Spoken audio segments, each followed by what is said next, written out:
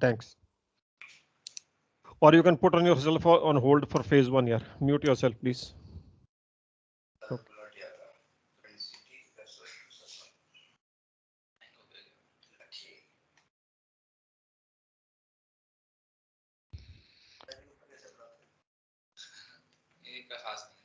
Cover, can you please mute yourself? Admin, can you mute yourself?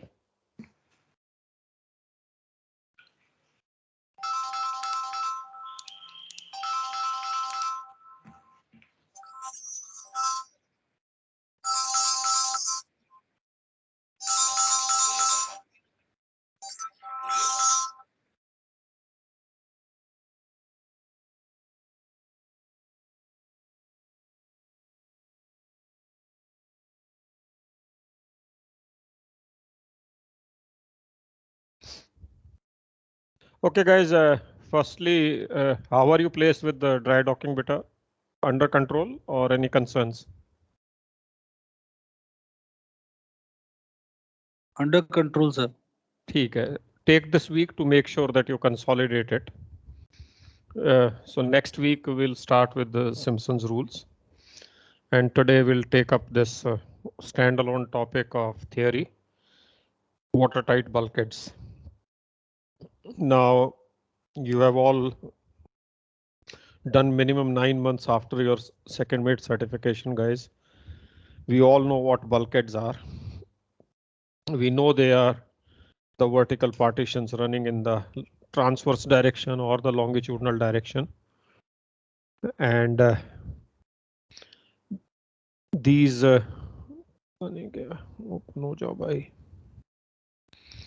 these bulkheads have a definite role to play in the ship structure.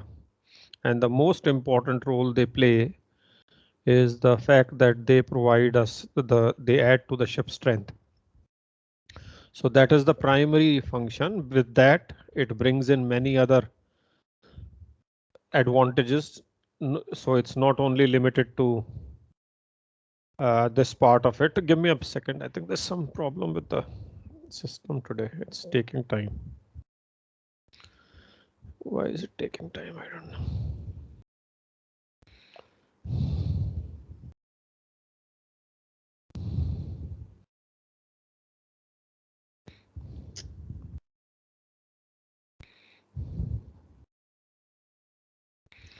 Okay, so let me keep speaking till the thing opens up. Okay, it's done.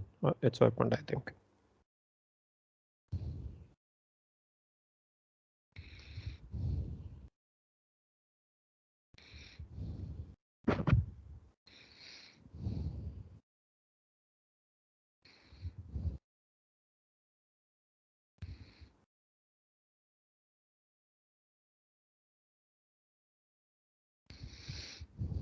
Okay. So what are bulkheads? We all know. I don't think that needs to be repeated. These are vertical partitions or the walls in the ship. They could be arranged in the they could be running in the fore and aft direction, referred to as longitudinal bulkheads, or they could be running from side to side athwartship direction. Then they are referred to as transverse bulkheads. Bulkheads that are most are the basically main main strength members because they add to the strength of the ship's hull. आप देखो बेटा कि ship की side है, ship की keel है, ship की deck है. These four make it a basically watertight space which displaces water to provide buoyancy. Now, अगर bulkheads ना हो तो ship side सोचो, frames ना हो, bulkheads ना हो तो ship side, deck, keel, you'll have to keep increasing their thickness and it'll become substantial thickness to attain the same strength of the hull as you can achieve with much lesser thickness of the shell plating if you use strength members like frames, bulkheads and beams and girders. So the whole idea of these bulkheads is that they are one of the main or key strength members of the vessel. So bulkheads are that are of greatest importance are the main hull transverse and longitudinal bulkheads, dividing the ship into a number of watertight compartments. There are certain lighter bulkheads which are of no significance.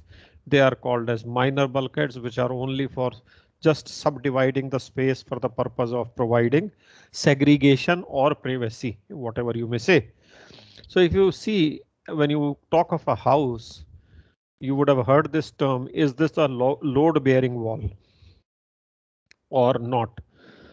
So what does it mean? That if it's a load bearing wall, that means it's bearing the load of the roof and the house in general, and any tampering with the load bearing wall could possibly result into compromise with the strength of the house. On the other hand, you will have many non load bearing walls which are basically to divide the space into bedroom, living space, drawing room, and all these spaces. Now these walls, which are non-load bearing, are something like the minor bulkheads on the ship.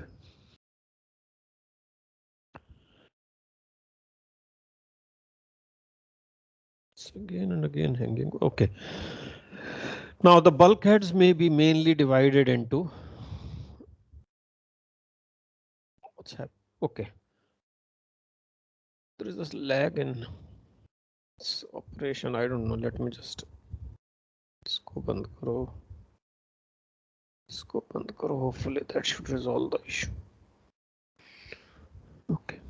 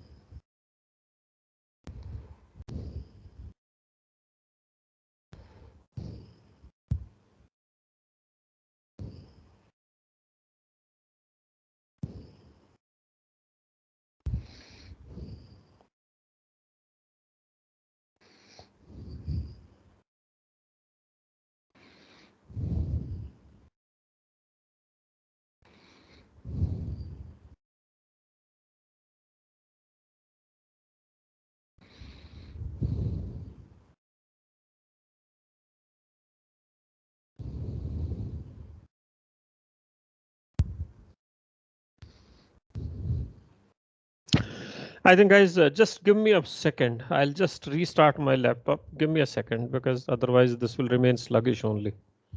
I'll just leave the meeting for a while. I'll come back.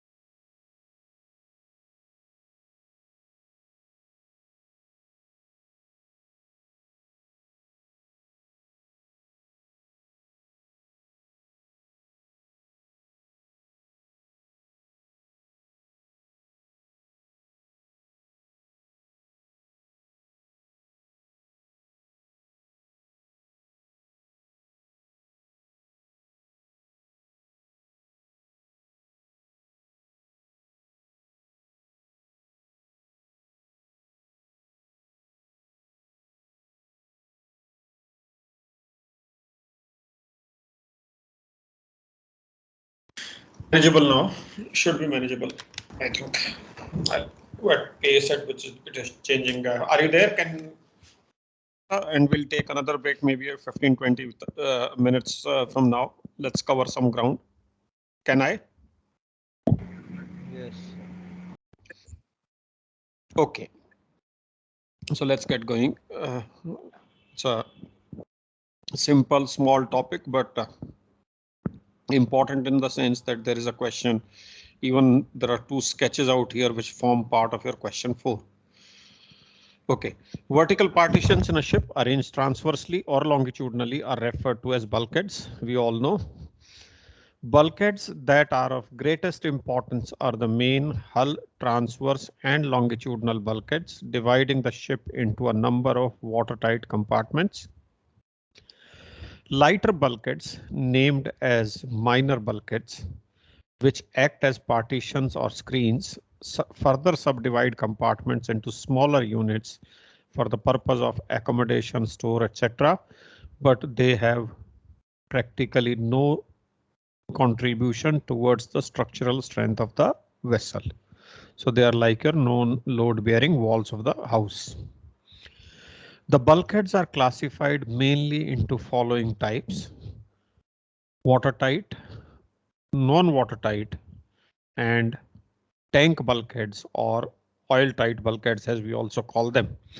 Now these three types, now you may wonder as to if something is watertight, why is it not oil tight? A very obvious question. These three categories are separately mentioned in your syllabus, and that's why all these three have been separately listed out here. But I agree with you that unless the density of the substances varies vastly, anything for a certain range of densities, the bulkhead needs to be liquid tight, and then the content really does not matter. How the content would matter would be the coating that is required, okay, which is not part of our discussion here. That will be discussed under corrosion prevention. So yes, anything which is liquid tight for a certain range of densities of the liquid, that should cover liquid water as well as oil. Now there can only be one extra thing about oil tight bulkheads which could be there, that since the oil compartments have an additional risk of pollution, environmental pollution risk, therefore probably the tanks or compartments which are expected to contain oil, you may have extra strengthening of those bulkheads so that the possibility of seepage or pollution can be minimized. Otherwise, anything which is liquid tight, is watertight, is bound to be also oil tight, right? But for the fact that yes, you may like to impart additional strength to those bulkheads because you want to mitigate the risk of environmental pollution. Watertight bulkheads are vertically designed watertight divisions or walls within the ship structure, starting from the ship's double bottom top, tank top that is, until the upper main deck. These watertight bulkheads, where do they start from? Do they start from the keel of the ship? No. Between the two bottoms, that means the inner bottom tank top and the keel, you have basically your floors. You must have done in pre-C the construction of DB spaces in second mates also, and you have the solid floors, then you have the bracket floors, and then you have the one more type of floors are out there. So basically these floors are the members which are there in the DB spaces. The bulkheads do not start from the keel of the ship. They start from the tank top. And where do they terminate? They terminate at a deck referred to as bulkhead deck. You can say in this it said main deck. It is presumed that main deck is your bulkhead deck. Technically, they terminate at a deck which is referred to as the bulkhead deck. The bulkheads avoid ingress of water in a compartment if the adjacent compartment is flooded due to damage in the ship's hull structure. So we shall look at the advantages of the bulkhead in a while from now. Each of the main watertight hold bulkheads may extend to the uppermost continuous deck, but in cases where the freeboard is measured from the second deck, they need only be taken to the that particular deck. So basically, these watertight bulkheads need to be taken to the bulkhead deck. Bulkhead deck, which deck will act as bulkhead deck, that will be basically determined by the load line rules. What are the advantages of watertight bulkheads? We all know that they subdivide the space into smaller compartments. So in case of any ingress of water or damage to the hull, these will help in containing the damage to the hull to one or limited number of compartments rather than allowing it to spread all over the ship. So divides the vessel into small compartments so that in the case of flooding, after the collision or grounding, etc., the ingress of water will be restricted to a particular compartment. It prevents progressive flooding and ultimate loss of ship or foundering of the ship. They provide strength to the vessel. It helps in increasing the transverse strength of the ship, which helps in reducing the raking stresses and are important in preserving the transverse shape of the vessel. नहीं तो उसकी transverse shape deform हो जाएगी अगर bulkheads दोनों sides को साथ में tie नहीं करेंगे. So and deck को और tank top को tie नहीं करेंगे. So there is a possibility that the transverse shape may be deformed. So they help in providing the strength and maintaining the shape of the vessel. These are important contributors to the strength of hull girder. They are key strength members. They resist the tendency to deform the shape of the shell. In the case of longitudinal bulkheads, they contribute to longitudinal strength of the ship. Transverse bulkheads contribute to the transverse strength of the ship. Longitudinal bulkheads contribute to the longitudinal strength of the vessel. Hull stress distribution. So what happens is that these bulkheads, since they are key members of the ship's structure, they provide continuity to the ship structure. So they help in distribution of the stresses experienced by the ship, whether because of the ship's internal loading or because of external factors. The stresses which are experienced by the ship's hull because of the bulkheads, they are distributed over a larger part of the ship's hull, and hence the ship's hull is able to withstand those stresses. If these stresses are not spread out and they are concentrated, then it will be difficult for the ship hull to withstand them. For that, the ship has to be very, very strong. And please remember, the more material you use to strengthen the ship, you are increasing the light displacement of the ship. If the light displacement of the ship increases, that reduces the cargo carrying capacity of the vessel, and obviously that's a loss. So there has to be a optimum balance between the strength requirements, that what is required, and at the same time keeping the light displacement of the ship under a check. They reduce the free surface effect and sloshing in the tanks. We all know the free surface effect has its role to play in transfer stability because the liquid in the slack tanks tends to flow from one side to another. So जितना ज्यादा broad होगा tank, जितना चौड़ा tank होगा, उतना ही वो पानी ज्यादा दूर तक travel करेगा. जितना ज्यादा दूर तक travel करेगा, उतना ही वो momentum gather करेगा. So एक तो amount of water that will be transferred will be more. Number two, it will gather more momentum and add to the sloshing effect, the effect of hitting effect onto the other side. So these reduce the width of the tanks. That's why if you see most of the oil tankers that most of you may have worked upon or seen, you have the tank spaces, cargo tank spaces usually divided into wing tanks and the center tank by two longitudinal bulkheads. If you have ever worked or seen a oboe where you don't have these longitudinal bulkheads. Why? Because the same compartment is also used to carry ore. Now, oboes really, when they carry oil, stability is a challenge. It's a real challenge. Why? Because the liquid or the oil in the tanks does not have any bulkheads to restrict their movement, and it really becomes difficult. So stability in a oboe when carrying oil is definitely a challenge because of free surface effect and the sloshing impact of the oil in the tanks. They also help in containing fire. We all know if there's a fire in a compartment, and if you can close it out and fight it out in a compartment, it is easier to handle, control, and contain. So obviously, these bulkheads are also made to some extent, their capability to withstand fire is also enhanced, and depending on how much can they resist the fire, they are categorized. They have the fire type divisions. You have a fire type A bulkhead, A60, A30, A0. You have type B bulkheads, type C bulkheads. So how they are categorized as far as fire capability is concerned, that will be part of your phase 2.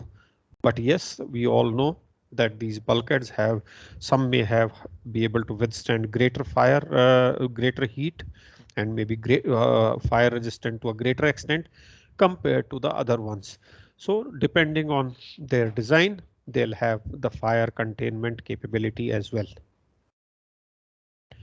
Now, how many bulkheads should a ship have? So it's not that it's left only to the owner. No, there are certain minimum number which the ship must have. Thereafter, it is left to the owner. If he wants to have more than that because it meets his requirement of trade, it's perfectly fine. But every ship must have a certain minimum number of bulkheads.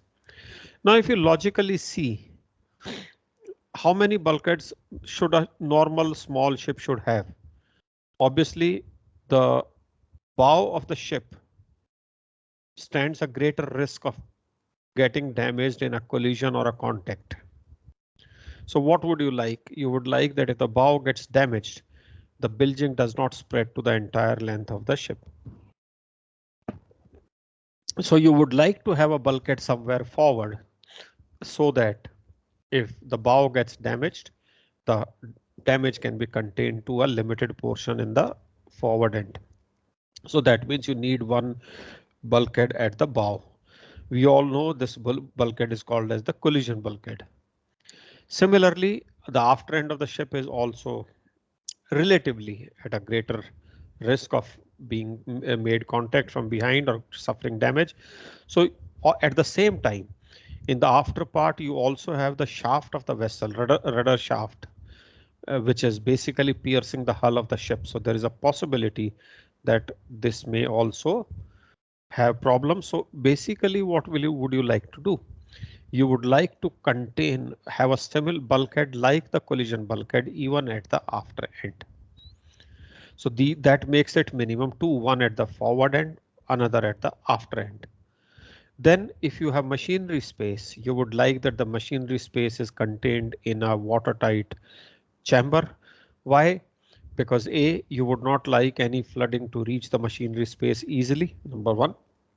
Number two, machinery spaces have higher risk of fire. So in case of a fire in the machinery space, if it's contained in the watertight bulkheads, obviously the fire can be contained within that space itself. So that means now you need another two bulkheads to contain the machinery space, one at the forward end of the machinery space, another at the after end of the machinery space. This will make every ship to have minimum 4 bulkheads, one at the forward end, one at the after end, two containing the machinery space. Now, sometimes what you may have is that machinery space may be aft and it may share its after bulkhead with the aft bulkhead of the ship. So if the machinery space is aft, then its after bulkhead may be same as the aft bulkhead of the ship. In that case, the total number of minimum bulkheads shall then obviously come down to 3. One forward bulkhead, one aft bulkhead, and one forward end of the machinery space. And the after bulkhead of the machinery space is the same as the aft bulkhead of the vessel. Now this 3 or 4 bulkheads, depending on where the machinery space is located, is must for every ship.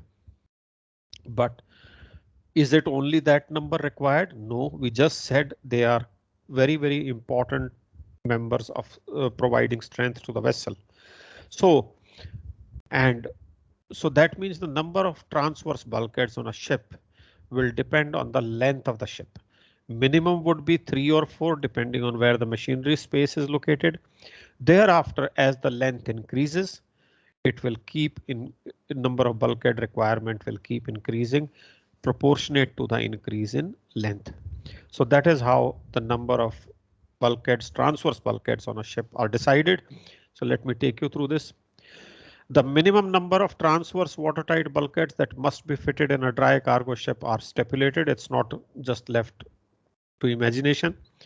A collision bulkhead must be fitted forward, and aft peak bulkhead must be fitted aft, and watertight bulkheads must be provided at either end of the machinery space.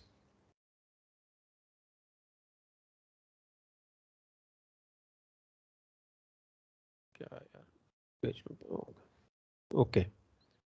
This implies that for a vessel with machinery space amidships, the minimum possible number of bulkheads is 4. With machinery space aft, this minimum number may be reduced to 3, the aft peak bulkhead being the after end bulkhead of the machinery space. Thereafter, you can see this table on your screens. The number of bulkheads required shall depend on the length of the vessel. If the length is up to 65 meters, you will have that minimum requirement of 3 or 4 depending on where the machinery space is located. But if you do not, as the length increases, you can see from 65 to 85, your number has changed. 85 to 105, the number has further changed. So the number will keep changing as you keep moving from, as you keep increasing the length, and accordingly you will have this basically minimum requirement of the bulkheads on a ship. So you can see here, if you have any questions to ask on this, but let me know. It's length related. So you have certain minimum ones. You know that minimum would be 4 if the machinery space is midship, and it will be 3 if the machinery space shares its bulkhead with the aft peak bulkhead. And thereafter, with the increase in numbers, length, the number of bulkhead requirements is to be increased.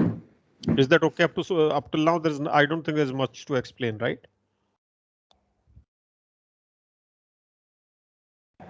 Yes, sir. Please interject if you need any explanation. Okay. A minimum number of watertight bulkheads will be only found in smaller cargo ships. And please remember, this is the minimum. This is not the maximum one, right?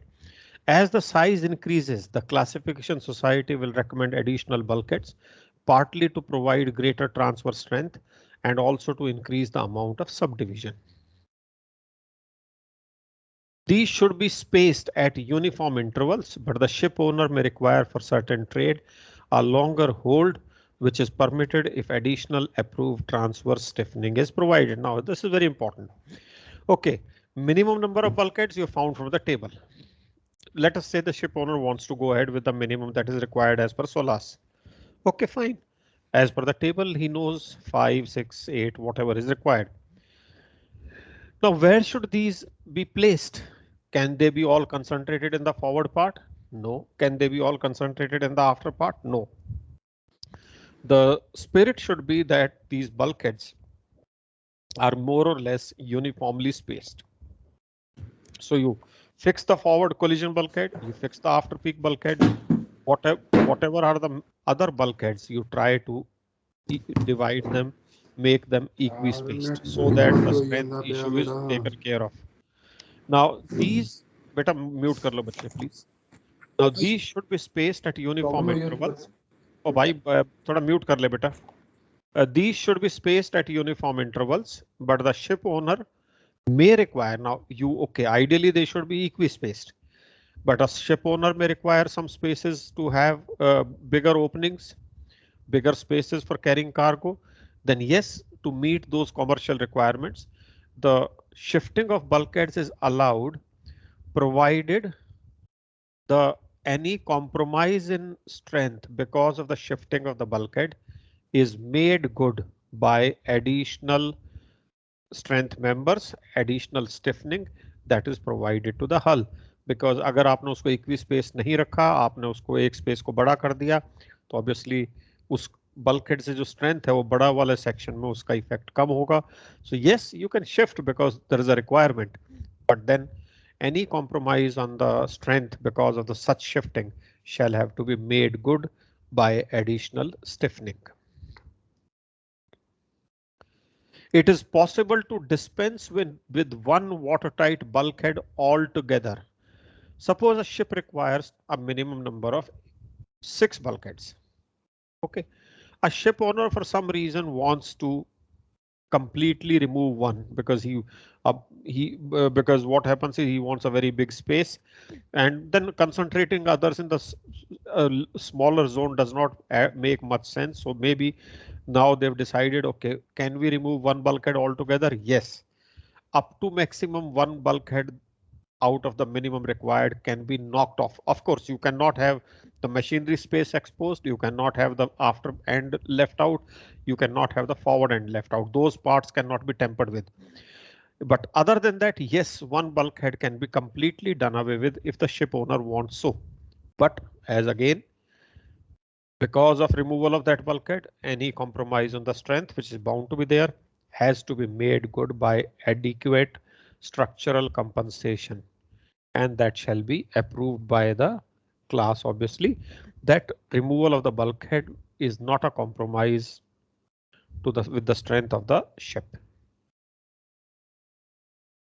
In container ships, the spacing is arranged to suit the standard length of the containers. Obviously, you don't want the spaces to go waste, so bulkheads are little bit adjusted so that the container sizes can be fitted in.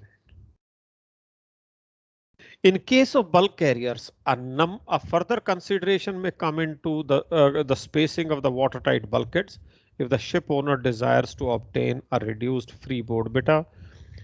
एक जब हम phase 2 में assignment of freeboard करेंगे तो वहां हम देखेंगे there are ships called as B100 and B60 ships, where these ships जो भी इनका assignment of freeboard के हिसाब से इनका permissible draft होगा, they can seek higher draft, that means reduced freeboard, reduction in freeboard, provided they meet certain requirements. And in that cases, yes, if the spacing of the watertight bulkheads is as required by the load line convention, then yes, the spacing can be adjusted so that the bulk carriers can seek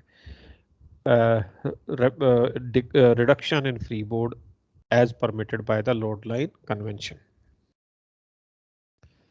It is possible with bulk carriers to obtain a reduced freeboard under the International Load Line Convention if it is possible to flood more or one compartment without the loss of the vessel. So basically, उसकी जो damage stability requirement है, that has nothing to do with the bulkhead per se. So basically, if a bulk carrier wants to have reduced freeboard as per the convention, then what is she should have?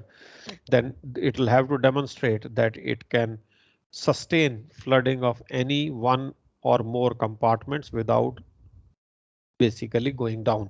So that is what the vessel will have to show, and for that showing, so if the spacing of the bulkheads needs to be adjusted, so that is permitted.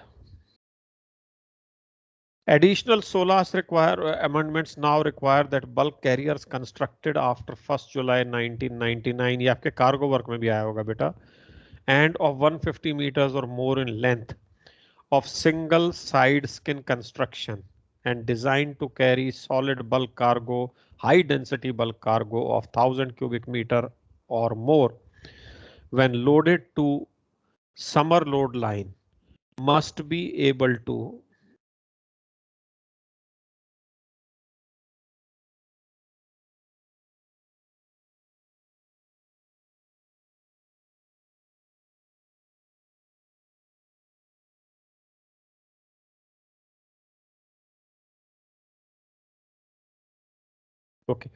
must be able to withstand flooding of any one cargo hold.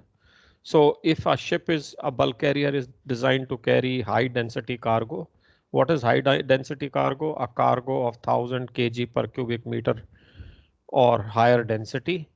Then as per SOLAS, because many ships of which were carrying high density cargo were lost. So they introduced this requirement that if you're a single skin bulk carrier carrying high density cargo, then when you are loaded to your summer line, you must be able to withstand of any one hold compartment. So that also has to be kept in mind. And for that, if the bulkheads need to be adjusted, that adjustment is allowed. Spacing of watertight bulkheads in passenger ships. In passenger ships, we know that you may need bigger spaces for passenger entertainment, passenger dining, and all those things. So under the SOLAS convention, yes, the bulkheads in the passenger ships can be shifted, can be adjusted. Now for that, the administration has to evaluate and give permission. So subject to the permission of the administration or the authorities that control the maritime countries, then the passenger ship bulkheads can accordingly be placed. The applicable number and disposition of bulkheads are to be arranged to suit the requirement of subdivision, floodability, and damage stability, and are to be in accordance with the requirements of the national regulations. The number of openings in watertight bulkheads is to be kept to minimum. Yes, of course. If you have a watertight bulkhead and you want to keep cutting through it to have something passing, it could be compromise on its watertight integrity. So number of opening, but are the openings allowed? Openings are allowed only if it is must, and these must be kept to minimum. Where penetration of watertight bulkheads and internal decks are necessary for access, piping, ventilation, electrical cable arrangements are to be made to maintain the watertight integrity. If you're cutting through and passing through something, making an opening, then you have to make sure that you compensate for loss of strength, you compensate for compromise on the watertight integrity. Once the measures to restore the watertight integrity have been taken, then the bulkhead should be having same watertight integrity and same strength as it had before it was pierced to pass anything through it.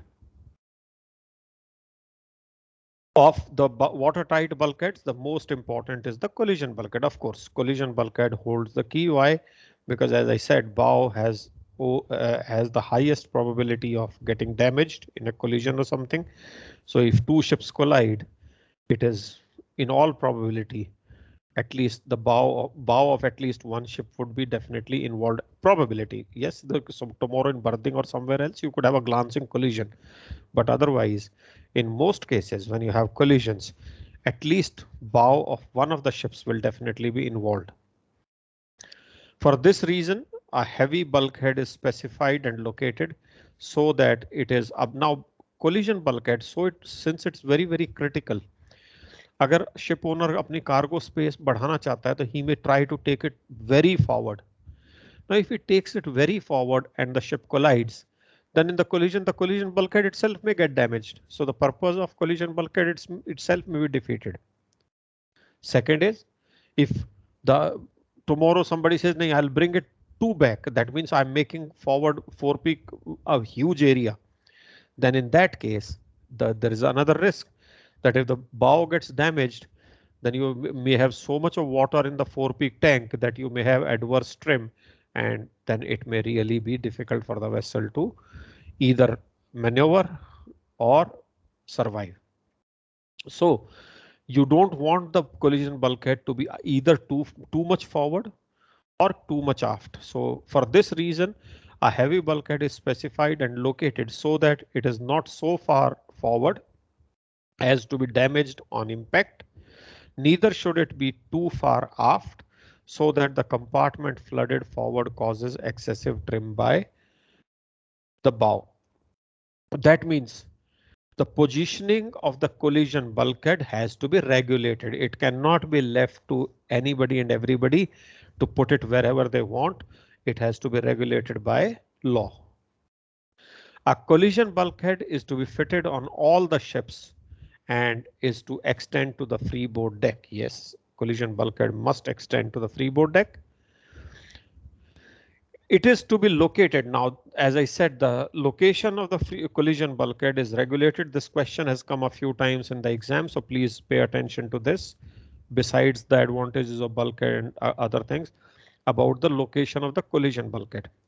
So it is to be located between 5% of the load line length of the ship or 10 meters, whichever is lesser. In दोनों में से जो भी 0.5% sorry 5% of the length or 10 meters, whichever is lesser, and 8% of the length aft of the reference point where the load LL is the load line length. So that means कितना forward में जा सकते हो? Minimum from the bow, it has to be at least 5% of the length or 10 meters, whichever is less. So if the 5% of the length of the vessel comes to say 8 meters, then minimum would be 8 meters aft from the bow. And if the 5% of the length comes to, let us say 12 meters, then not 12 meters, it can be placed at 10 meters. So forward reference here, what is the reference point? We'll come to that in a while from now. So from the forward reference, the collision bulkhead should be placed at a distance not less than 5% of the LL or 10 meters, whichever is lesser. ये तो उसने आपने कह दिया कि इससे आगे तो आप जा ही नहीं सकते. अब कितना पीछे तक जा सकते हो? It cannot be located more than 8% of the load line length, or maybe 5% plus 3 meters, which we'll see in the other. यहाँ पे missing है वो. So basically, what are these figures telling us? These figures are telling us that the location of the collision bulkhead is regulated, and it's very much specified in the rules as to within which limits is the collision bulkhead to be located. I'll show you in the diagram. We'll discuss it there again. Proposals for locating of collision bulkhead aft of 8% of the load line length will be specially considered. So you'll have to make a request, and of course, subject to approval. That is allowed, but for that approval has to be sought. Now come here.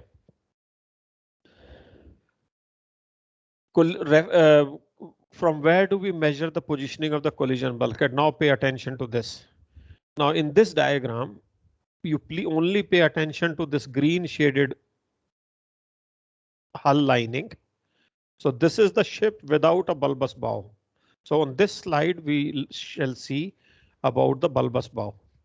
Now for ships without a bulbous bow, from where do we measure this 5% or 8% of the length? It is to be taken where the forward end of the load line length coincides with the forward side of the stem. It is actually the same as the forward perpendicular, but here you have the load line length of the ship. Here it touches the bow, and here you draw at the forward end of the stem. You have drawn this perpendicular. This is also called as your forward perpendicular. So ये जहां forward perpendicular से हम measure करेंगे और forward perpendicular से measure करेंगे, तो अभी हमने देखा कि जो minimum है, देखिए ये forward perpendicular है, so यहाँ से minimum distance of the collision bulkhead needs to be at least 5% of the length or 10 meters, whichever is lesser. So is the minimum spacing clear बेटा? ये वाला जहाँ पे ये मैंने येलो किया जिसमें मेरा पॉइंटर चल रहा है. Is that clear?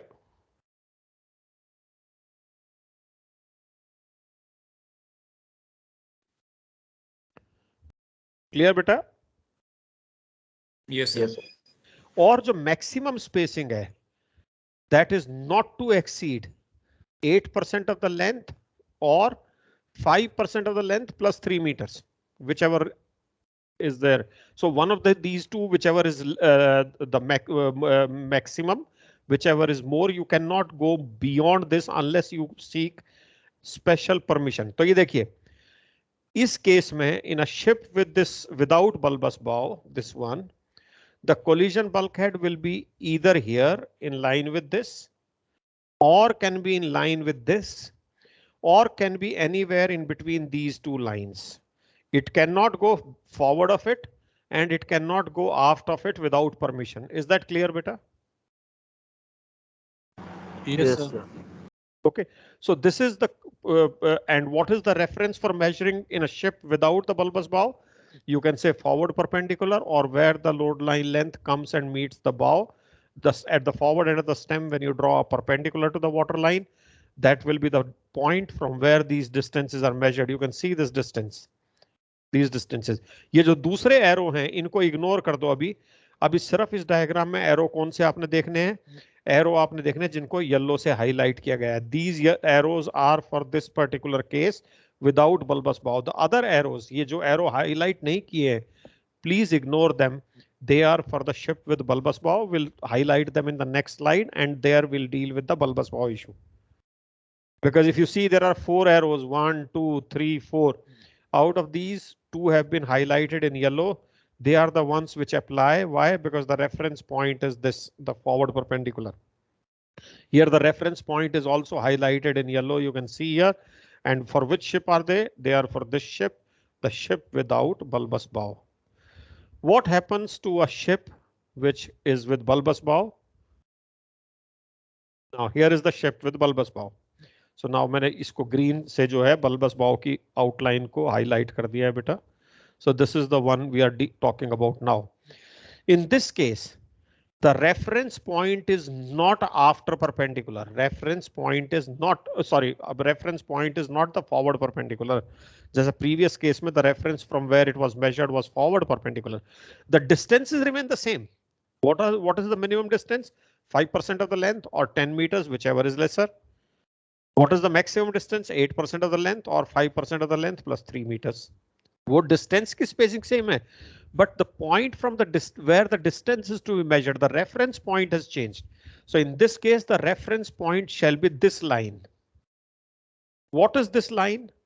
This line is x meters forward of forward perpendicular. So bulbous bow के case में आप कहां से measure करोगे? You will measure from a point which is x meters forward of forward perpendicular. यहां तक ये statement clear है?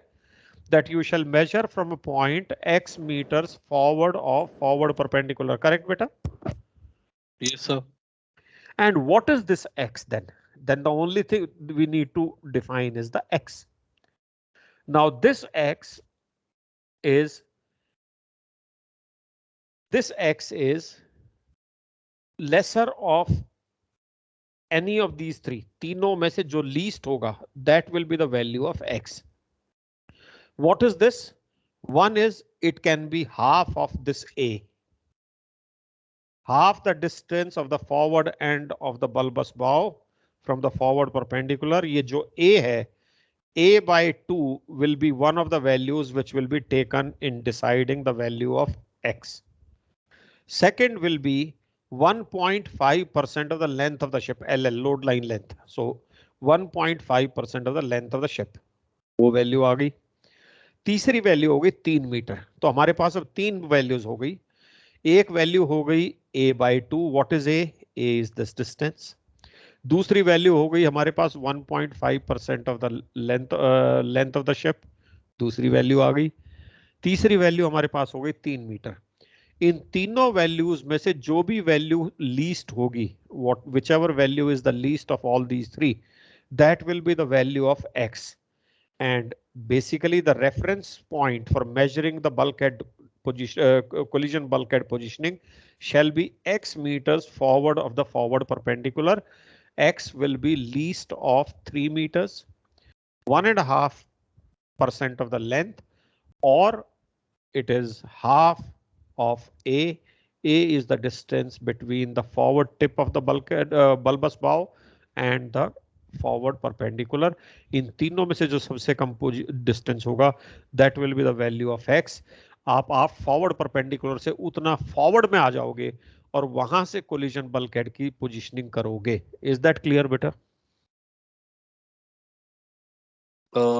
सर ये अपना 0.015 into L, तो ये L अपना लेंथ ओवरऑल है या फिर नहीं, this is load line length, this is load line length. Load line length भी अगले स्लाइड में मैं डिफाइन कर दूंगा। ये लोड लाइन लेंथ जो होती है बेटा, इसके भी it is 96% of the length measured at 85% of the moulded depth और length between the perpendicular whichever is the lesser of the two, that is called as the load line length। अगली slide में मैंने define कर रखी है बेटा ये, ठीक है। Okay sir. ठीक है, बेसिकली ये पोजीशनिंग के रेफरेंस पॉइंट क्लियर हो गए। If it is without bulbous bow then you can say it is the forward perpendicular. If it is bulbous bow then it shall be x meters forward of the forward perpendicular and x shall be least of these three options, right beta? Yes sir. अब ये देखो, पहले मैंने जो थी यहाँ इनको yellow ये नीचे वाली लाइनों को येलो किया हुआ था, अब ये वाली येलो किया, वो मैंने मिटा दिया यहाँ का जो था। अब ये देखो, बल्बस बाव के केस में अब यहाँ से डिस्टेंस मेजर होगा कि minimum distance will be 5% of the length और 10 meters whichever is lesser, and the maximum distance is again measured from here, it shall be 8% of the length or 5% plus 3 meters। is that clear beta? so bulbous bow के case में आपका collision bulkhead इस line से आगे नहीं जा सकता और इस लाइन से ये जो ब्रोकन लाइन है इससे पीछे नहीं जा सकता और इनके बीच में रहेगा कहीं ना कहीं आपका collision bulkhead if the ship has a bulbous bow। is that clear? Yes sir. बेटा ये क्वेश्चन कई बार आता है, ये लिखना जो है ये तो आप लिख दोगे, बट इसको डायग्राम के साथ सप्लीमेंट करना। तो ये जो डायग्राम है बल्बस बाव और विद बल्बस बाव और विदाउट बल्बस बाव, हालांकि आपके पास जो नोट्स आए हैं ये सेम डायग्राम में सुपर इम्पोज्ड है जैसे ये दिख रहा है यहाँ पे। माय सजेशन वुड बी, जैसे स्क्रीन में मैंने दो में अलग अलग डिवाइड कर दिया है, you practise them as two different diagrams, one with for a ship without bulbous bow and make only that, and another is ship with bulbous bow, make only for that। एक तो ये आपका answer, it will be easier for you to remember, it will be easier for you to explain, and third is it will also give length to your exam your answer। why? Because you'll quickly make two diagrams and obviously it will occupy space। so my suggestion would be you use we draw separate diagrams for ships with bulbous bow and without bulbous bow। so that is about positioning of the collision bulkhead। let me just finish the collision bulkhead and then we can take a break। in general the collision bulkhead is to be in one plane, that means plate एक ही straight plane में आपने बना दिया।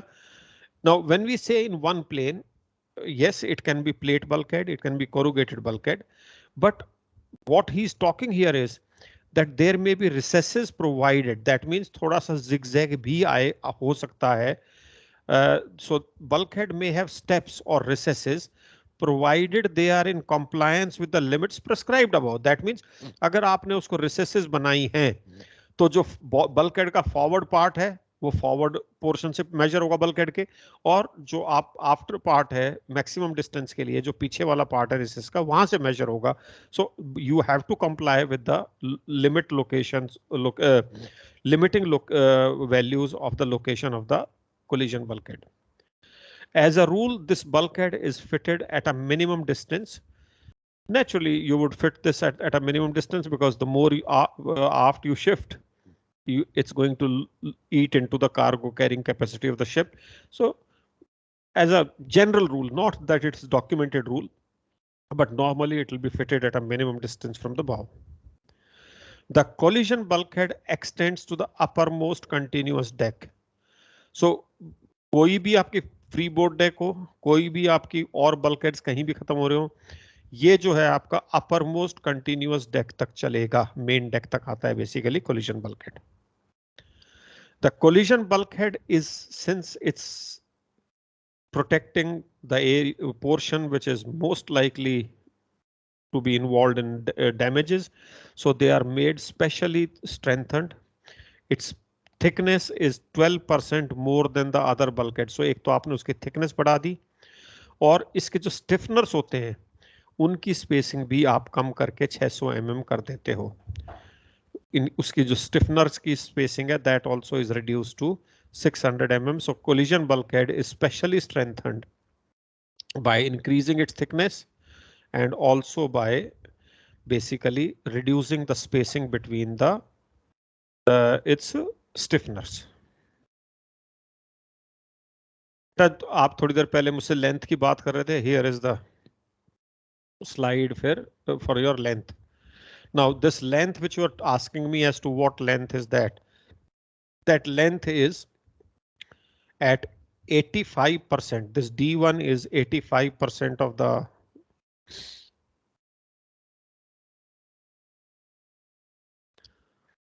this D1 is 85% of the molded depth of the ship.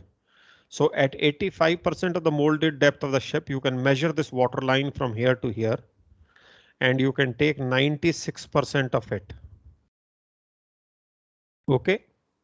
And second is you can, so this is the 96%. So this is the total load line length at 85% of draft mold, 85% of the molded depth. Draft equal to 85% of the molded depth.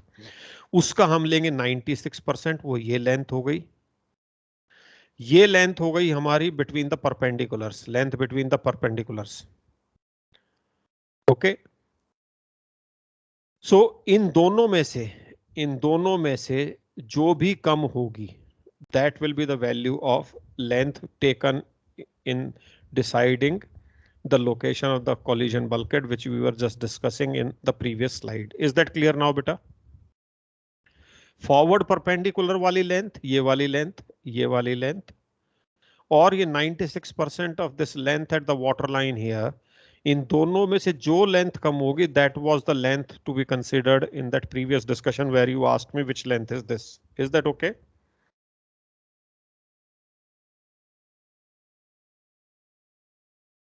Clear, beta?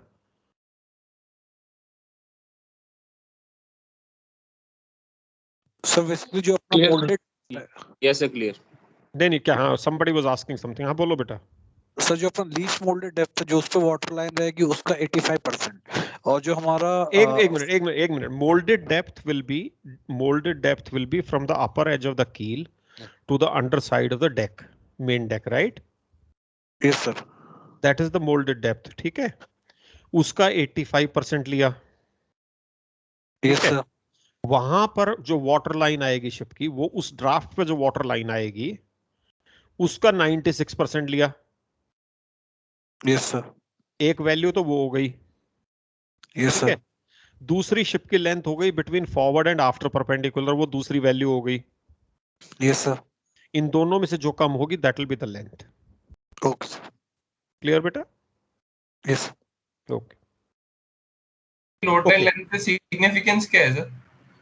बेटा load line length का significance है जो कि load line convention में length की definition ली गई है, वो मीनिंग है उसका. When you say what is load line length, what does load line length means? इसका मतलब ये हुआ load line length means the length which is defined in the load line convention. Okay बेटा? Okay sir. ठीक है. तो अब जैसे तुम कहते हो कि load line convention applies to ships more than 24 metres in length, तो कौन सी लेंथ है वो? That is the length, load line length. Okay, and what is load line length? Load line length is as it is defined in the load line convention. Right, beta? Okay sir. तो sir जो ROR में जो length का जो definition है वो सब यही लेंथ है क्या? नहीं बेटा. ROR में जो लेंथ का कॉन्टेक्स्ट आएगा, बिकॉज ROR में इट इज, देखिए there are two things to it. When you say ship more than 100 meters in length or less than 100 meters in length, masted at light 1, 50 meters, sorry, masted light 1, masted light 2, ये जो length का concept होगा वो ROR में आपको देखना पड़ेगा. How is the length defined out there. ठीक है sir. Okay. Okay, I am also not very sure, so I don't want to emphatically make any statement that it is LBP or LOA. Most probably it will be LBP, but I don't want to make a statement which may not be factual. But it will be defined. Her term जो है ना जब हम किसी rules को ले करते हैं तो उससे पहले उन टर्म्स को हम डिफाइन करते हैं, राइट बेटा? तो वहां पर ये डिफाइंड होगा as to what does length in R O R mean. Okay, हो सकता है वहां पे एल ओ ए भी हो, क्योंकि आर ओ आर में length overall also has a significance because ship can collide anywhere. So I am not very sure whether it is L B P or L O A. अगर तुम कहते हो तो मैं अगली बार लोड लाइन उसे आर ओ आर से देख के फिर मैं इस पे कमेंट कर दूंगा तुम्हें, ठीक है? Okay sir, no problem. Okay, then we have the watertight aft peak bulkhead. Let's take a break here. क्या time 12 बज गए ना? Let's take a 10 minutes break, 15 minutes break. So let's take a 15 minutes break. We start at 12:15 again. 14 minute का break ले लो, ठीक है बेटा? चलो, let's take a break. Thank you, sir.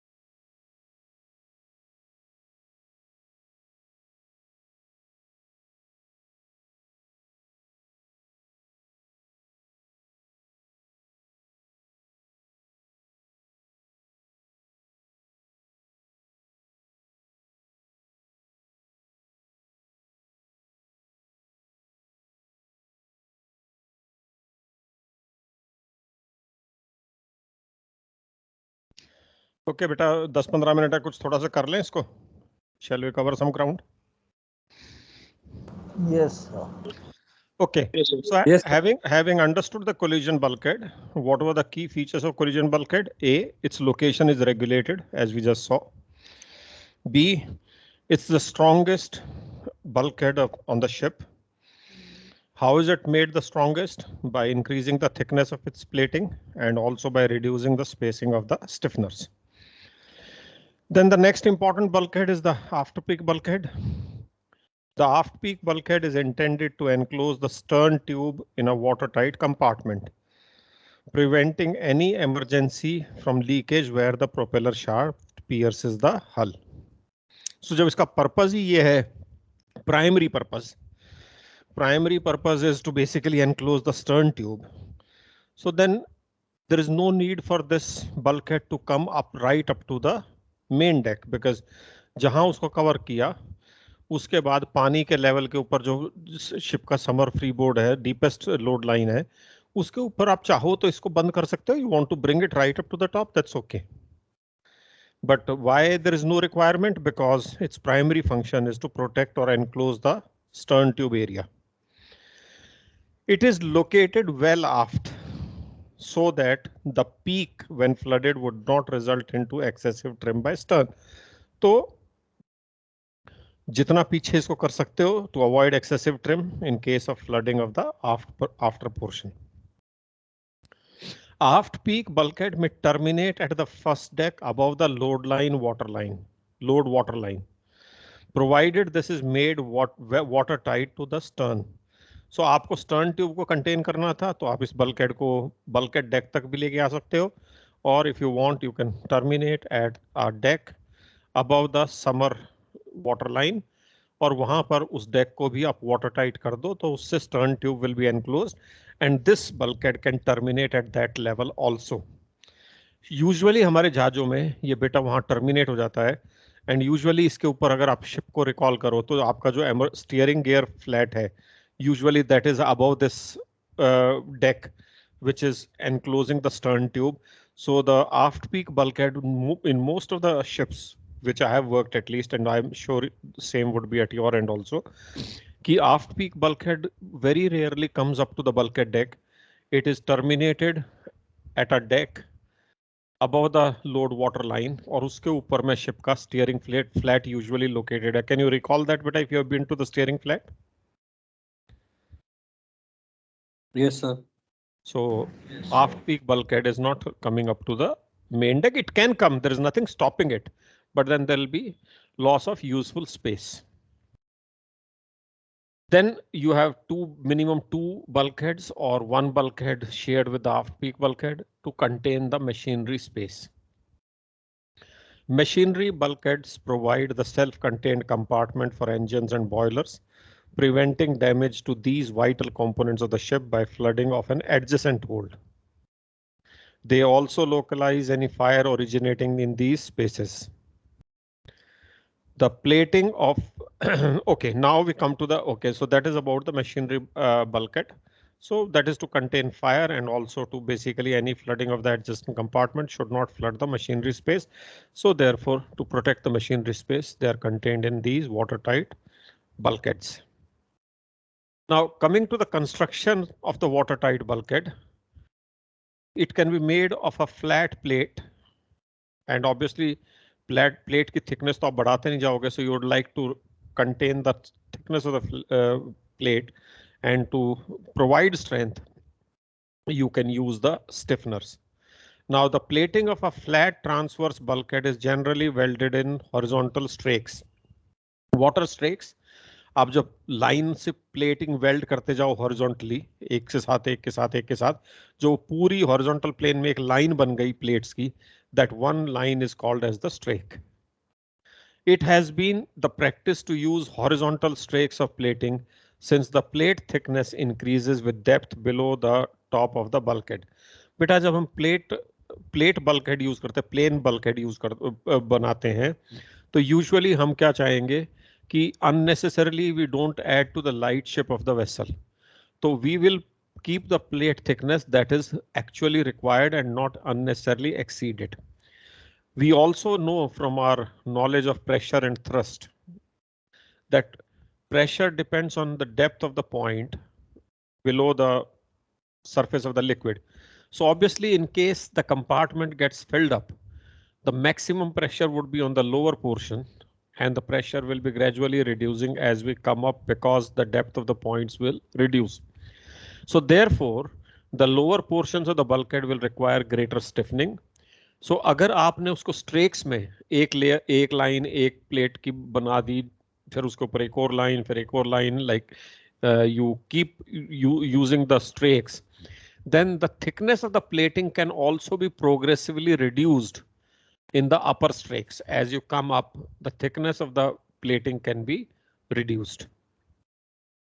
The reason for this is that the plate thickness is directly related to the pressure exerted by the head of the water when the compartment on one side of the bulkhead is flooded. Apart from the depth, the plate thickness is also influenced by supporting stiffener spacing. अगर आप plate thickness कम कर रहे हो तो आपको stiffener spacing कम करनी पड़ेगी. अगर आप plate thick लोगे तो आप थोड़ी सी stiffener spacing बढ़ा सकते हो.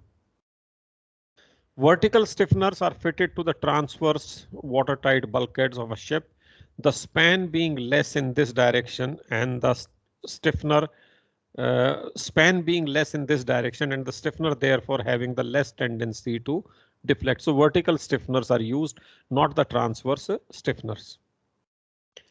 Stiffening is usually in the form of welded inverted ordinary angle bars. Inverted bar angles भी हो सकते हैं.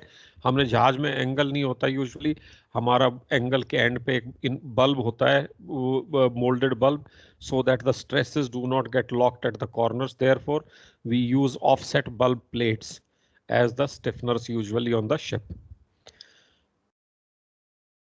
Rigidity of the end connections will depend on the form of the end connection. Stiffeners in the holes being bracketed to the simply directly welded or simply directly welded to the tank top. So how these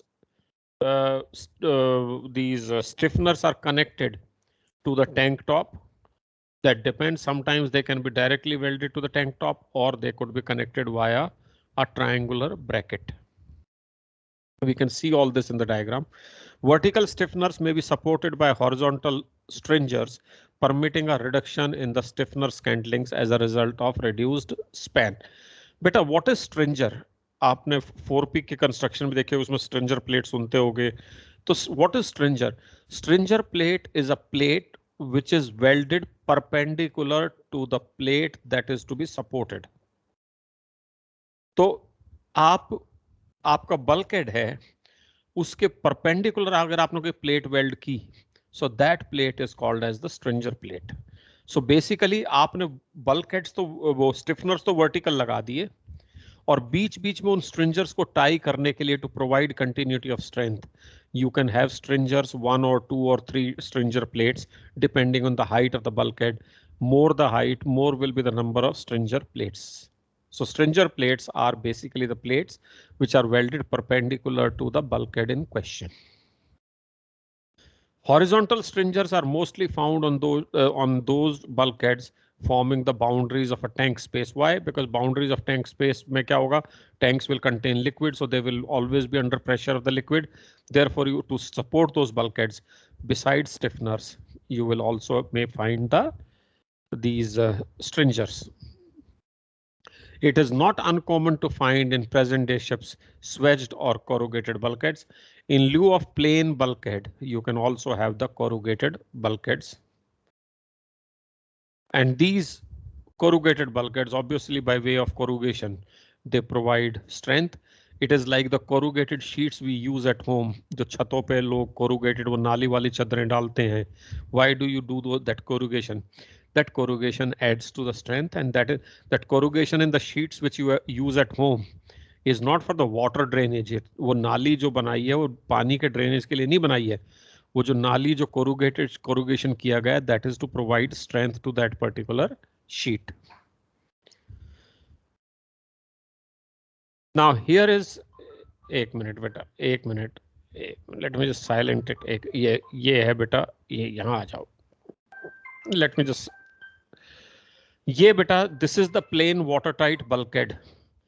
और ये मैंने दो diagram साथ साथ लगाई हैं इसमें, दो डायग्राम साथ साथ लगाई हैं मैंने इसमें। ये सेम बल्कहेड है, only thing is one diagram is a 3D diagram for you to understand and the other is a 2D diagram for basically which can be in a ये 3D plan view है, ताकि आप इस diagram को इससे पहले correlate करना सीखो और फिर जो डायग्राम एग्जाम में आप बनाओगे उसकी बात करते हैं। तो ये देखिए, ये जो जिस पर मेरा ये पीछे मार्कर ये पॉइंटर चल रहा है, ये वाली चीजें, ये हमारी प्लेन बल्कहेड की शीट है। करेक्ट बेटा? This is our plane bulkhead, yes or no? जहां बल्कहेड लिखा हुआ है, राइट बेटा? Yes sir.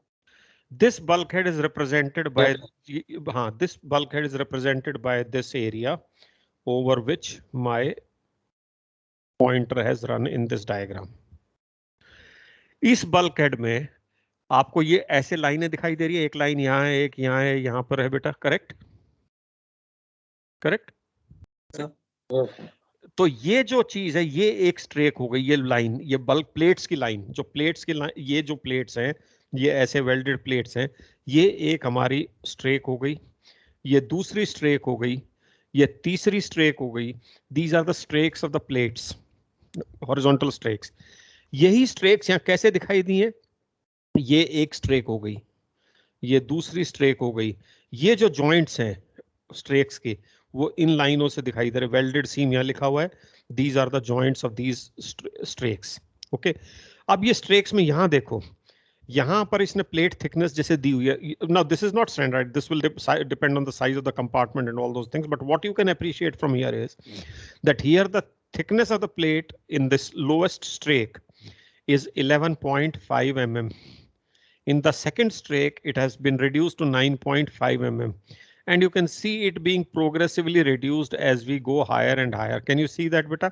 So you have one strake, two strake, three strakes, fourth strake and fifth strake, right, beta? Yes, sir.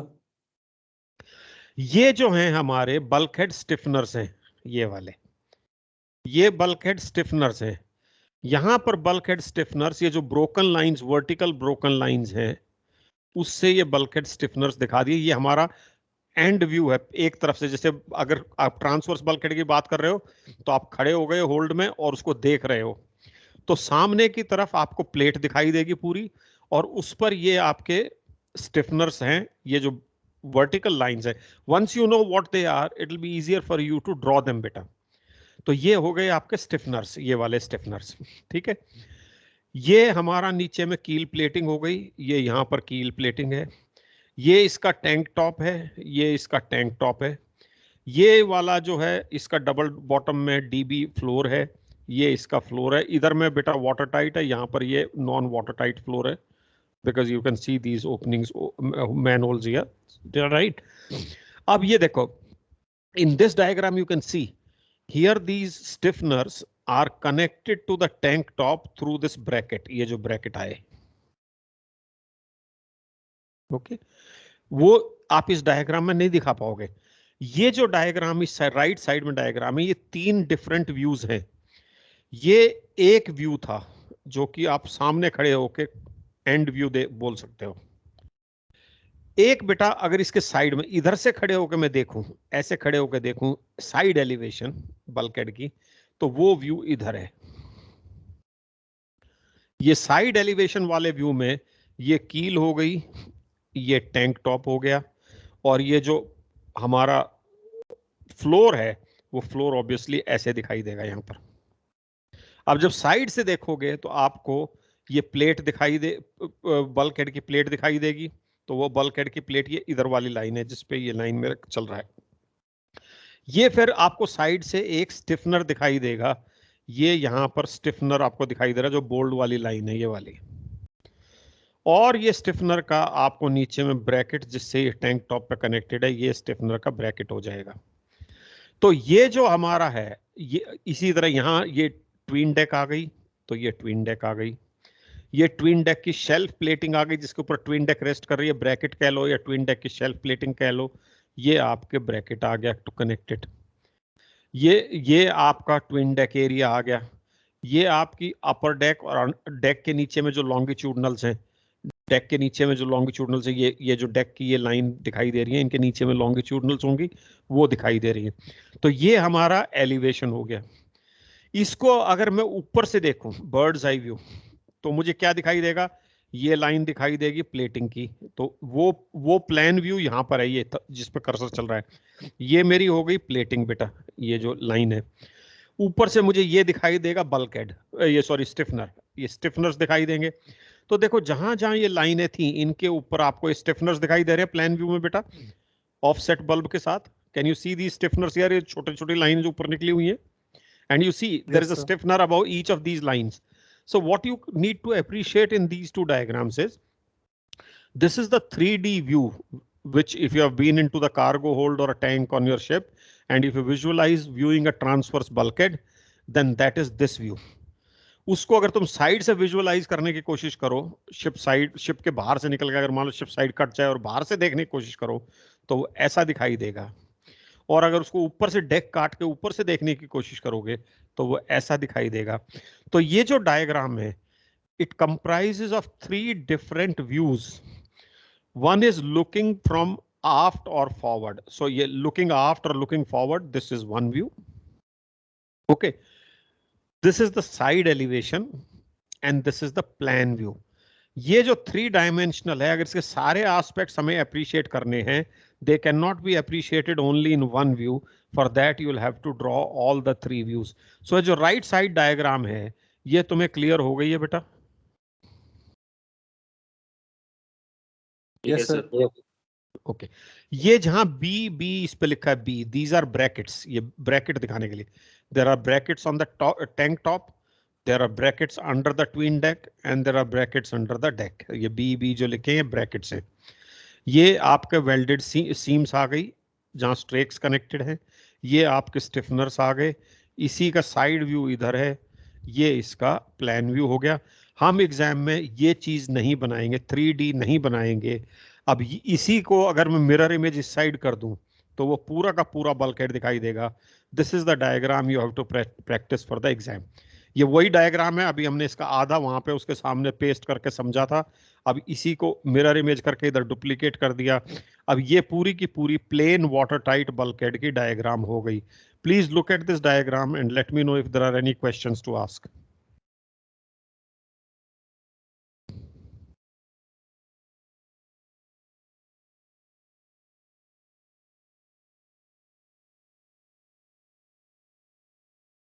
इसके 3 view हैं, ये looking aft और looking forward, ये साइड एलिवेशन और ये प्लान व्यू। ये शिप की सेंटर लाइन है। सर ये जो इसमें थिकनेस जो रिड्यूस हो रही है बॉटम टू टॉप, ये इसका भी कुछ सर कैलकुलेशन है, इसका भी कुछ रेगुलेशन है? हाँ बेटा, that will be dependent on the height of the bulkhead. ठीक है, ऐसा कोई एक ब्लैंकेट थंब रूल नहीं हो सकता। वो बल्कहेड की हाइट पे डिपेंड करेगा, बिकॉज जितना लेवल हाइट बढ़ता जाएगा उतना ही प्रेशर बॉटम में ज्यादा बढ़ेगा, तो उसके हिसाब से ये होगा। और दूसरी बात क्या है कि ये जो थिकनेस है, this is not only governed by the height of the bulkhead, this will also be governed by the spacing of these स्टिफनर्स।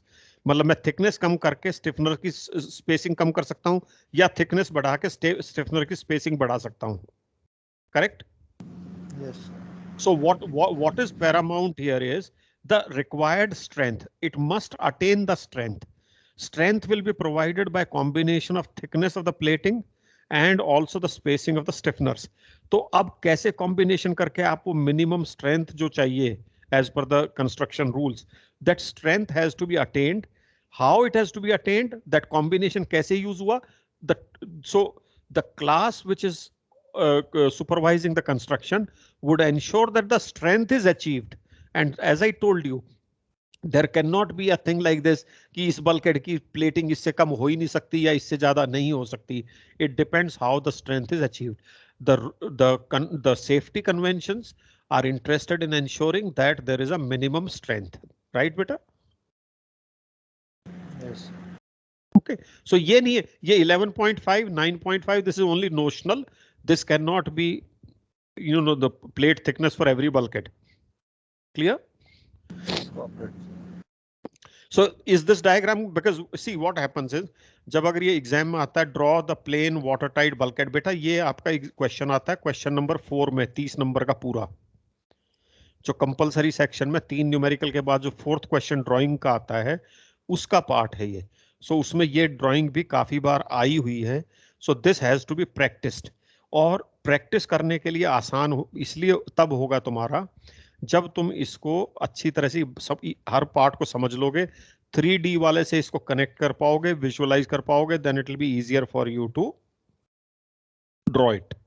सो इसका जो आसान ढंग में तुम्हें बताऊं करने का क्या है बेटा, इसका आसान ढंग ये है, पहले आप इसकी ये बाहर की बॉर्डर लाइन ड्रॉ करना, ये वाला व्यू पे आ जाओ, पहले ये ड्रॉ करना, उसके बाद यहाँ डबल बॉटम बना देना, टैंक टॉप, ठीक है, अपर डेक लिख देना, साइड शेल्स, कील,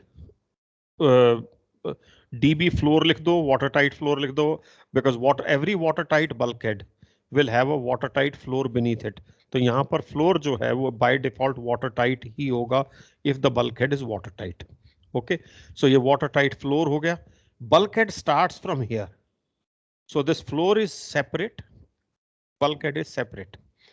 अब बल्कहेड जब आपने बाउंड्री बना दी, डीबी बना दिया, उसके बाद आप शिप की सेंटर लाइन मार्क कर दो बेटा, ये वाली।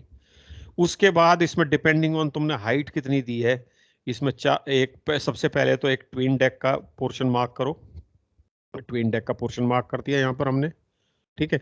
उसके बाद हमने जो ट्विन डेक से लोअर होल्ड का पोर्शन है इसको 2-3 स्ट्रेक्स में डिवाइड कर देंगे by drawing these horizontal lines. ये स्ट्रेक्स में डिवाइड कर दिया, इधर में भी एक स्ट्रेक बहुत है, या 2 स्ट्रेक करनी है 2 स्ट्रेक कर दो, कोई प्रॉब्लम नहीं है।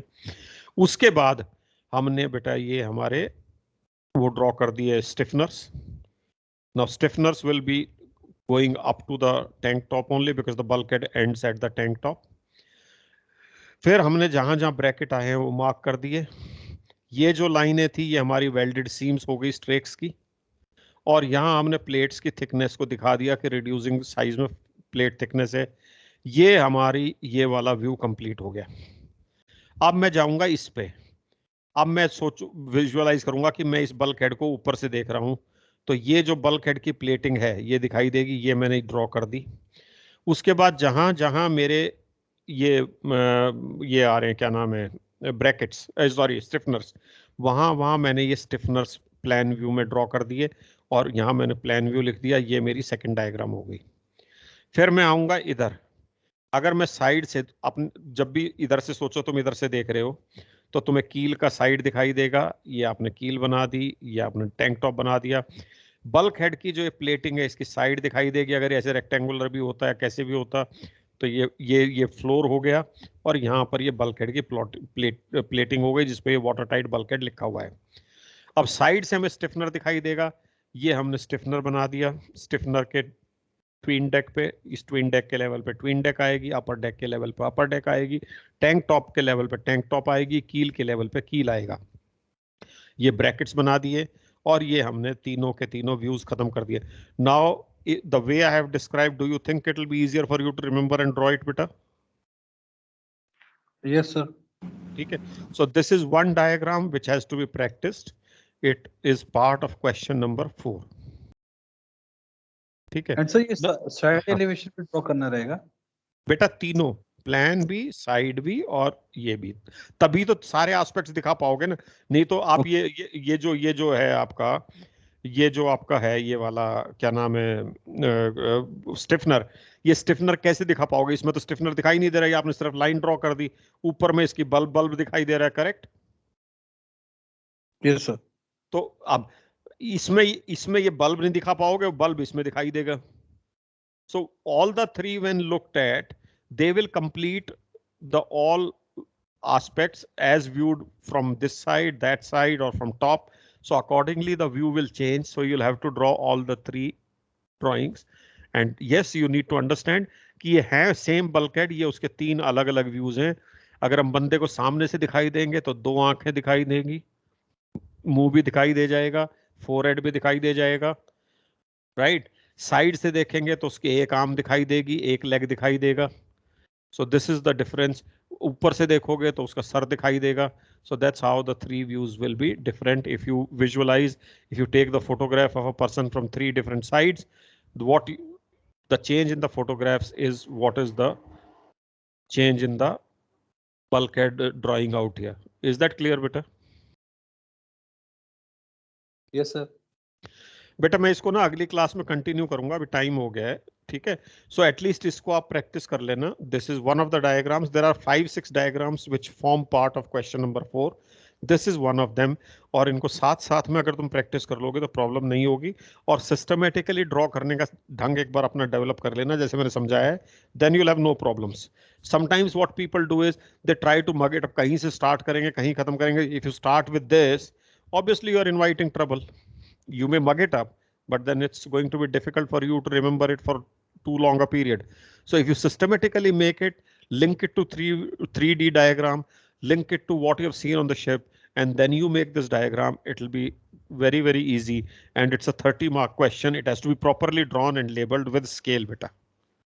ठीक है, चलो. I'll stop here for today and we'll continue in the next class. I'll close out bulkheads before I start the Simpson's rules. Okay, beta? Yes sir. Sir एक बात पूछनी थी. हाँ बोलो. सर ड्राई डॉकिंग का जो आपने असाइनमेंट दी उसका सेवंथ का सेकंड पार्ट पे सर डाउट था सर. एक मिनट में 7th खोल लेता हूँ बेटा. Give me a minute. Those of you who do not have any doubts can, if they want to sign out they can sign out, but I have no issues. Let me open screen. तो share पे है ही ना, तो let me just change the thing.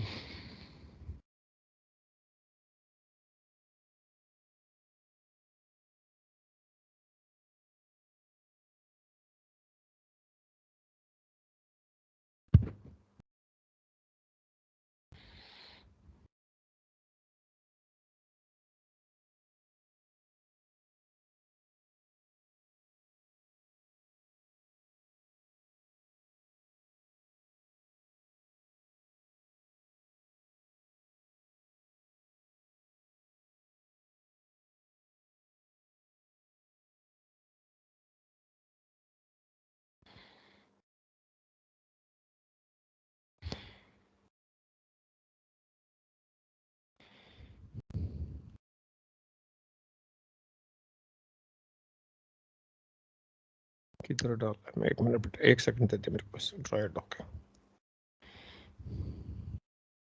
ये.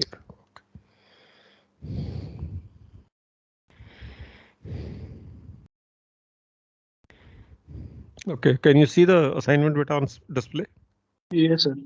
हाँ बोलो. ये हमने डिस्कस किया. हाँ बोलो, क्या क्या डाउट सर इसमें सेकंड पार्ट में जो बोल रहा है वो बोल रहा है when water level has lowered 1.2 meter more when the she has taken all over the blocks. So that means after the critical instant another 1.2 meters of fall. Is that clear first?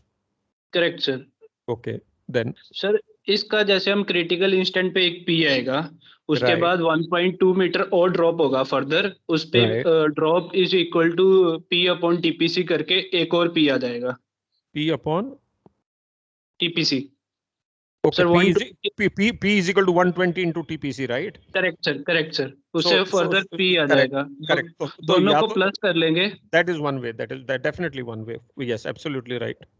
Sir दूसरा कौन सा वे है इसका sir?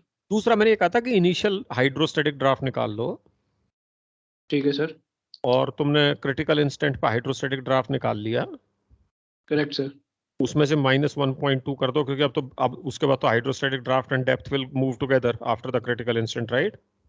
Correct sir. So that will be the hydrostatic draft when level falls by 1.2 meters after the critical instant, correct? Correct sir. तो initial height draft से उस type के height draft से डिफरेंस निकाल के उसको उससे टीपीसी से मल्टीप्लाई कर देंगे सेंटीमीटर में. That will give you the full P in one go. ठीक है, and the way you are thinking that is also correct. Okay, मतलब इनिशियल हाइड्रोस्टैटिक ड्राफ्ट और जब इसका फाइनल आएगा उन दोनों का. इसको ऐसे कह दो, initial hydrostatic draft and draft in part B. Okay sir. Hydrostatic draft in part B, उन दोनों का difference is the basically that has come down ना, come out of the water, right? समझ गया सर. ओके ठीक, वो भी कर सकते हो, पर जैसे तुम सोच रहे थे that is also both will give you the same answer बेटा. Okay, understood sir. ठीक है, और बताओ. बस बाकी क्लियर है सर. अच्छा ये बताओ, इस पर हाइड्रोस्टैटिक ड्राफ्ट कैसे निकालोगे क्रिटिकल इंस्टेंट पे, बताओ. सर क्रिटिकल इंस्टेंट पे तो जैसे वो ट्रिम चेंज, इससे इनिशियल ट्रिम दिया, ट्रिम चेंज वो इक्वल तो टू वो तो पी आ गया, हाइड्रोस्टैटिक ड्राफ्ट कैसे निकालोगे critical instant, that is my question. Sir जैसे आप ड्राफ्ट पे टीए लगेगा माइनस राइज लगेगा। नहीं बेटा, क्रिटिकल इंस्टेंट पे तो इवन कील हो गया ना, तो हाउ तो will you. Sir after draft पे राइज और टीए लगा दो, वो बेटा सेम ही हो जाएगा बेटा ना। बेटा बेटा बेटा वो भी वो इतना लंबा क्यों कर रहे हो, मैं वही पूछ रहा हूँ ना, you should be able to look at simple things ना। जो आपका हाइट क्रिटिकल इंस्टेंट पे पी आया, हाँ जी सर। उसको टीपीसी से डिवाइड कर दिया, करेक्ट सर। राइट, और उसको मीन इनिशियल हाइड्रोस्टैटिक ड्राफ्ट से माइनस कर दिया, हाँ सर वैसे भी आ जाएगा, correct sir. So that will give you the hydrostatic draft at this time. पर जो तुम पहले भी कह रहे थे कि P at critical instant plus further P दोनों को ऐड करते हैं, yes you can do that. Okay okay sir, understood sir. Okay बेटा, चलो ओके ठीक है, sir, good thank you. Good, you are doing your, I think once you do these couple of questions that will give you comfort यार, because 8 question का मतलब तुम्हारे 8 paper पीछे के कवर हो गए, grounding dry docking, right. Yes sir. ठीक है, चलो ओके बेटा, okay guys, thank you sir. Okay बेटा, bye, I am logging out then, bye.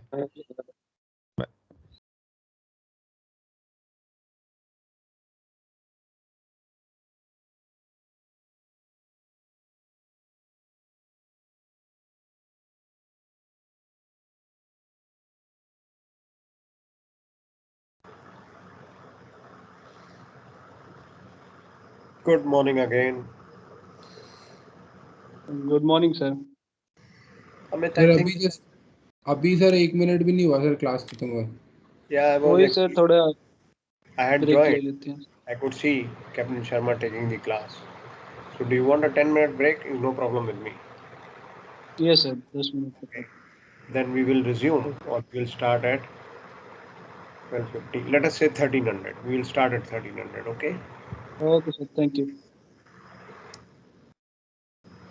We'll start at 1300. That is okay with me because we are on track. Syllabus is being covered. And I could see that you have just finished. I had joined the meeting, so we'll start at 1300. Okay. Take a break.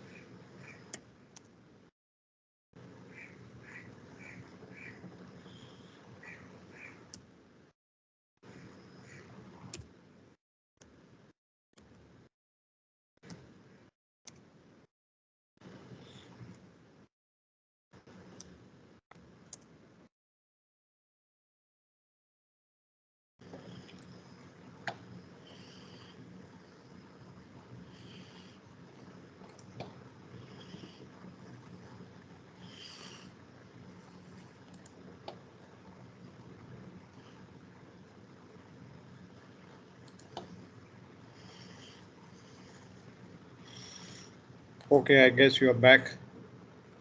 We can have a small discussion. Shall we start? Yes, sir.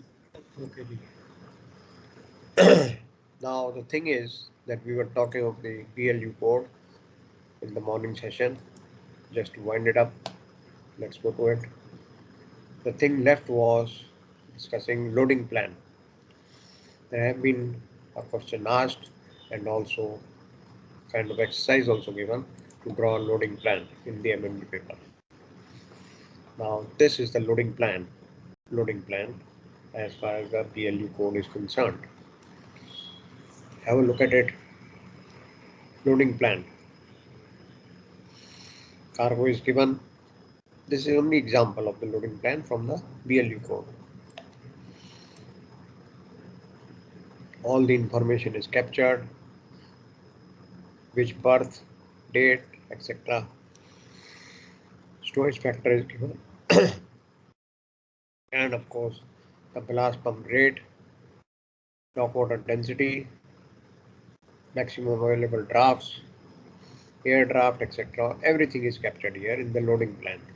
This actually you are supposed to draw and furnish to the terminal before you actually start loading.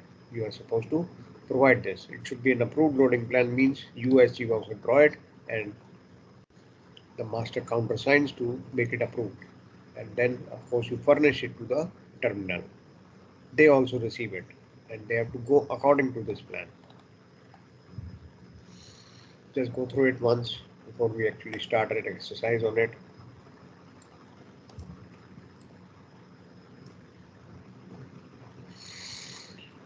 Some important things you will have to mention is pour, which hatch has number 4, that is the pour quantity 1, first sequence 1, hold number 4. It is a 9 hatch bulk carrier. This one is a 9 hatch bulk carrier. So obviously the midship hold will be something like 4. So you start with 4.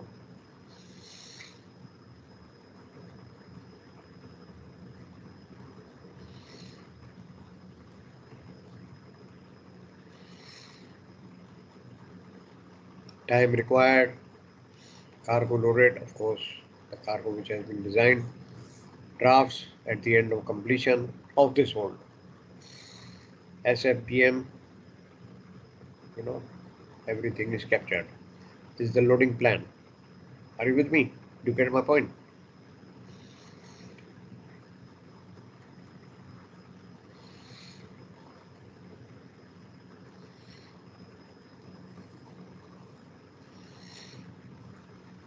Along with it, you will also have a deballasting sequence of ballasting operation. This one.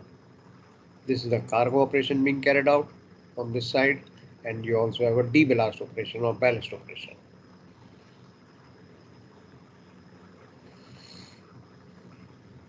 This is how you are supposed to make it. The loading plan sequence, which is supposed to be presented to the terminal also for their information and follow-up.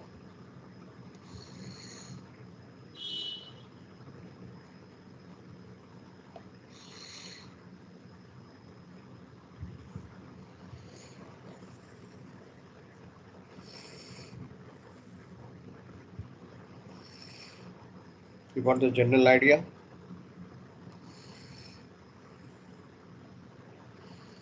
Yes, sir. Okay.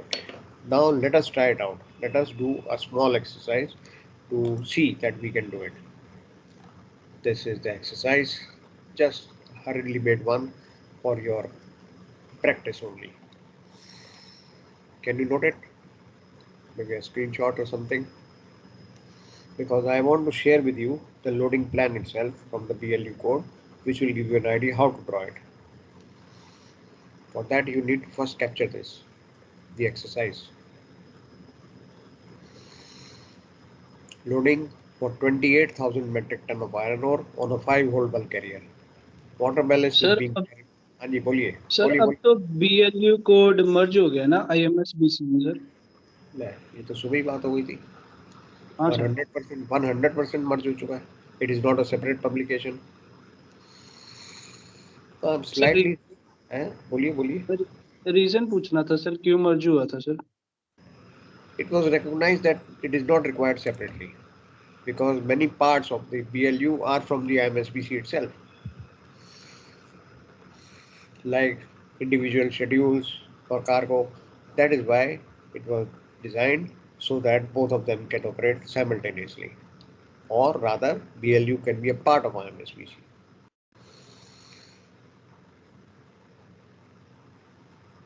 Slightly surprised because we talked about this. We talked about this in the morning session that BLU code is no longer a separate publication. It is a supplement. It is a supplement. That is how we had started our discussion, as a supplement to the IMSBC. Right? Okay. क्या आपने ये जो थोड़ी सी exercise करनी है इसको note कर लिया है? Have you noted it down? Or maybe a screenshot or something? Because what I want to do is, ये तो चलो हमने practice करना है, but I want to share screen with you for the BLU code giving the loading plan so that you can follow it up. You can follow and make it accordingly. Please remember, a question like this has been asked to draw a loading plan with reference to BLU code. Draw a loading plan. और फिर ये question नहीं था, question could be anything, but this is only to get you into the practice.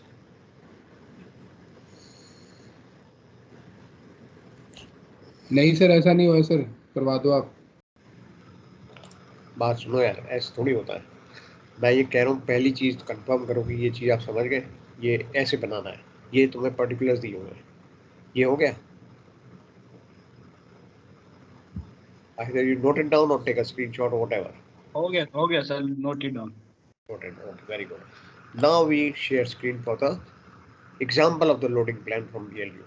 तो अब आप ऐसे ही table बनाओ, draw a table like this with these headings: cargo, ballast operation, calculated values which will be only imaginary because you're not really equipped with a load indicator, drafts, no, BM, SF, air draft, इसका ऐसे plan बना लो like this.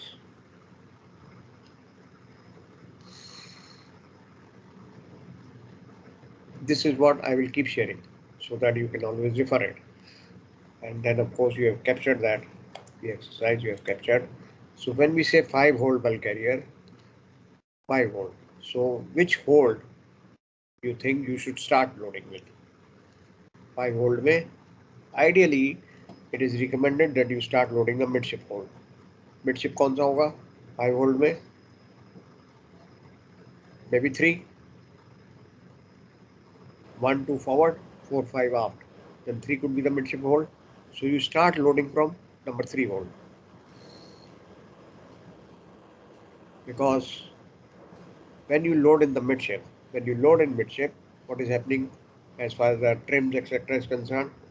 When you load midship मतलब mid hole, center hole, तो उसमें क्या होगा? Resultant क्या होगा?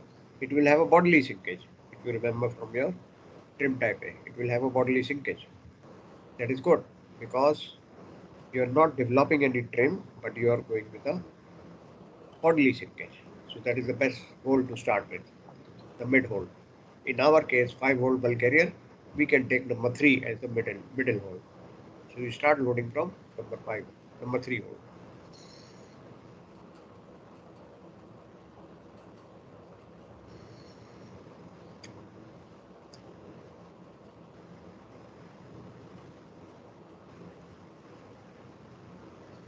And then you use this example. To draw it with these headings. Sir ये वाला एग्जांपल करके बताना प्लीज, हमें भी समझ में आएगा। ये टेबल बनाइए please. You are trying to take shortcuts. This is not good.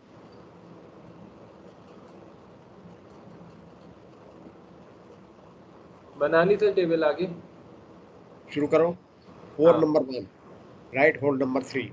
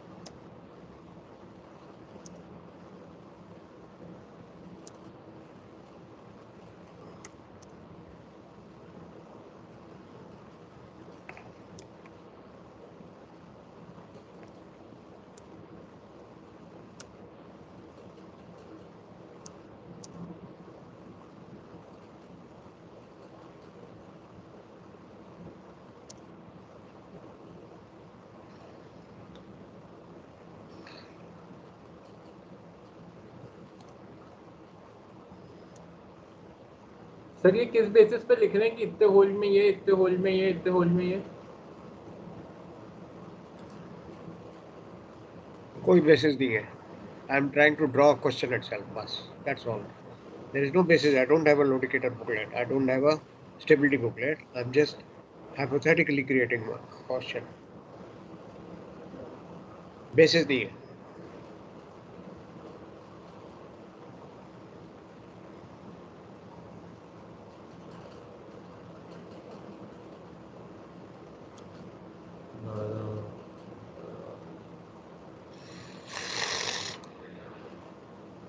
$24,500 हुआ ये तो.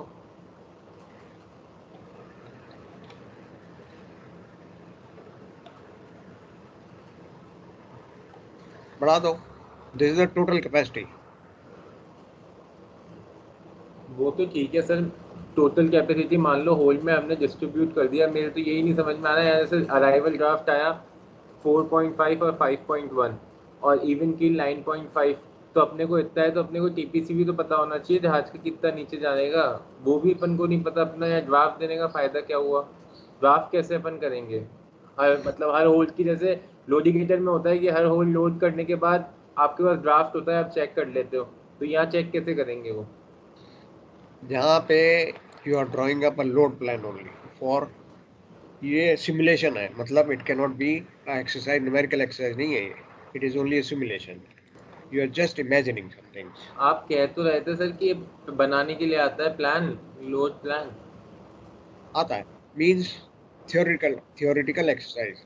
What is mainly required is that can you reproduce this kind of thing. कि साहब कार्गो इस होल्ड में जाएगा, इतने टन जाएगा, सब hypothetical है.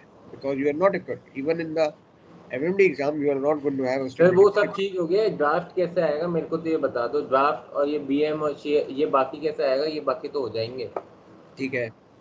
This is again, you will just have to assume some things so that you can exhibit कि load plan बना सकते हो.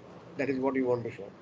मतलब whole सर एक बार exercise- खोलना वो प्लान, खोलना आप लोड प्लान खोलेंगे. एक मिनट, मैंने कहा था तुमसे, तुम लोग बीच में बात क्या? करने लगे. मैं निकला उससे बाहर.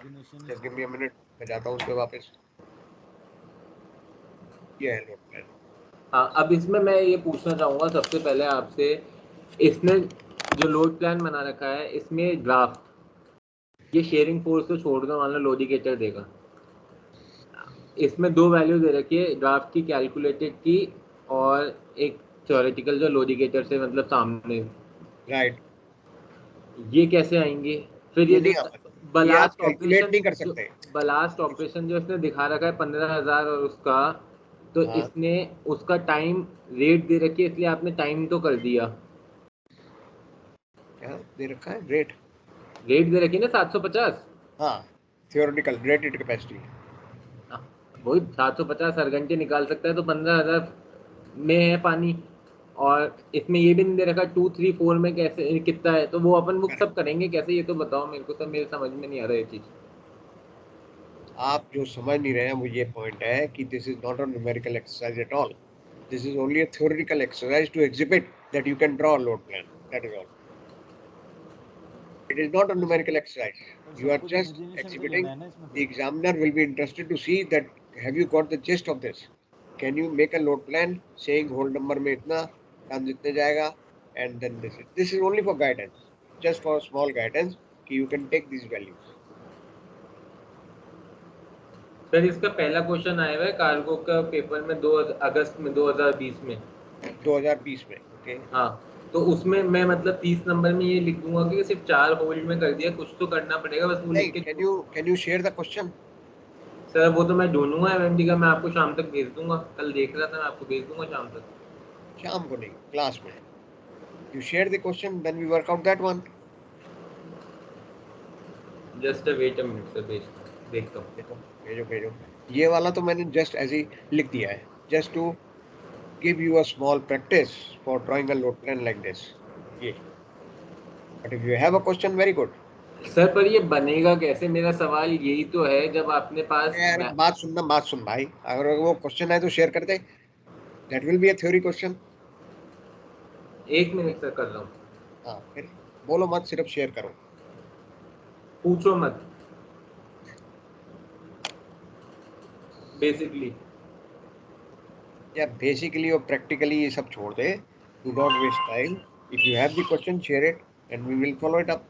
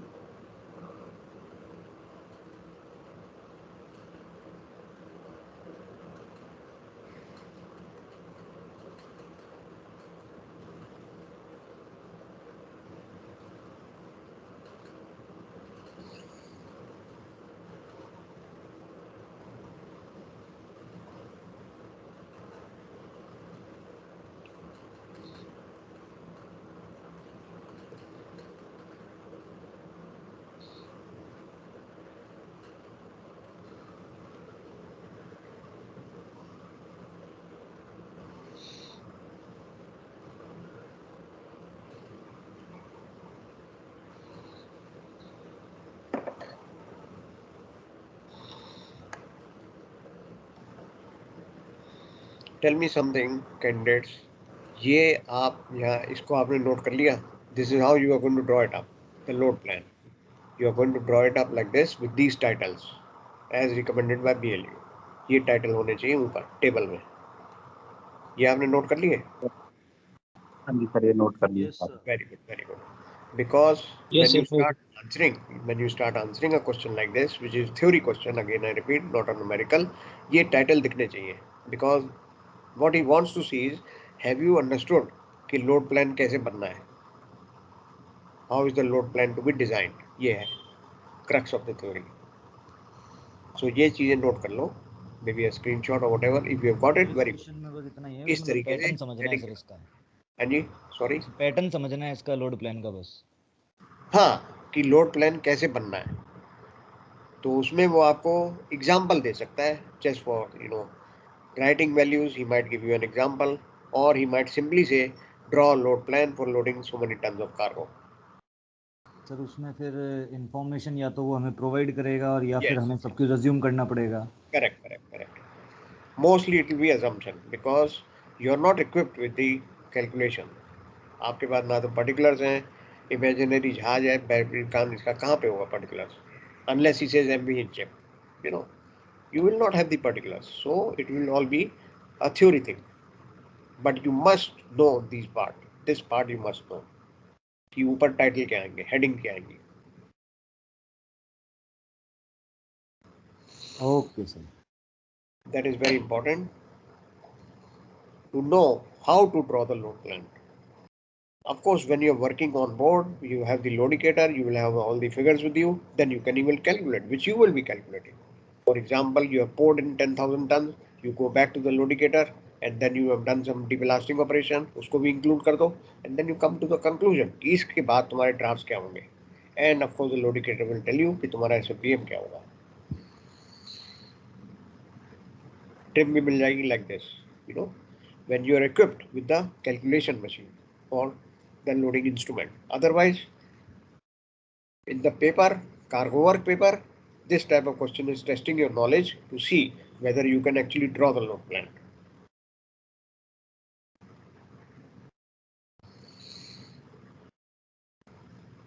सर अगर ऐसा क्वेश्चन आता है उसमें लोड प्लान बनाने को बोलता है एग्जांपल पे, तो जी. लास्ट में मैं उसकी थ्योरी में लिख सकता हूँ ना सर कि ये सारी तो assumpted values हैं. Yes, you can. Everything has to be tested and checked by the load indicator. Correct. You can easily write that. In fact, on top only you can write. Okay, sir. On top itself you can write. Following is the load plan for an assumed calculation. You can write that because you don't know. You are not being supplied with those particulars. So you can write on top itself. What I want to tell you is this is an example of load. दिखाना sir. हाँ Sorry? Sir वो screen पूरी दिखाना sir, ये नीचे तक. नीचे तक ये लो. हाँ जी.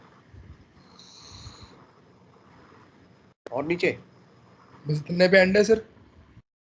इतने पे एंड है. ये स्क्रीन है लोडिंग प्लान की BLU में. ओके सर, बस नहीं वो नीचे देखना था, नीचे कैसे कंप्लीट खत्म कर रहे हैं ना. 2-3 things I want to talk to you about. Number one, when you are drawing the load plan, please include trim check, this one, or you can include what is called a draft survey over here, somewhere in the middle. Draft survey, intermediate draft survey, you can write here. and then a draft survey at the end. This you have to ensure that you write. And then one or two more things I will tell you, even practically. When you are drawing a loading plan, please ensure that when you have come to adductor stage, मतलब आपका ballast पूरा खाली हो चुका है, now you have come to the adductor stage. At that point of time, ensure that you have trim by stern, because most of these sections will be located astern. So ensure you got trim by stern for adduction, practically.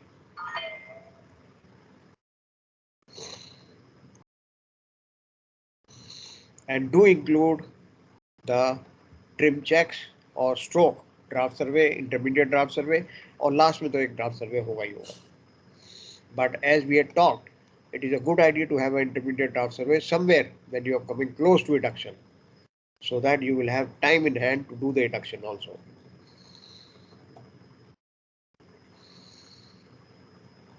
So this was regarding load plan. Similarly, you can have something about unloading plan. This one. Both the cases you are supposed to furnish a plan to the terminal. Both the cases.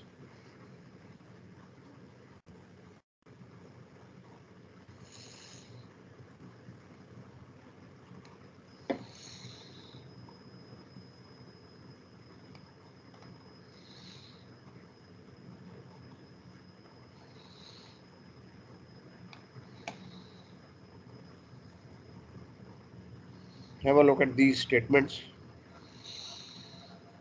Empty out number 6 hold, leave as soon as clean. These instructions will go inside the unloading plan. Grab bulldozer out. लेकिन sir ये तो कोई नहीं लिखता sir, कोई भी चीज officer मतलब लोडिंग प्लान के अंदर ऐसे कोई इंस्ट्रक्शंस तो sir.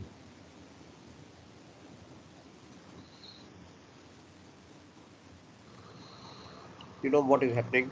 You are furnishing this or you are sharing this with the terminal. So Yes, there is sir. no harm in writing this.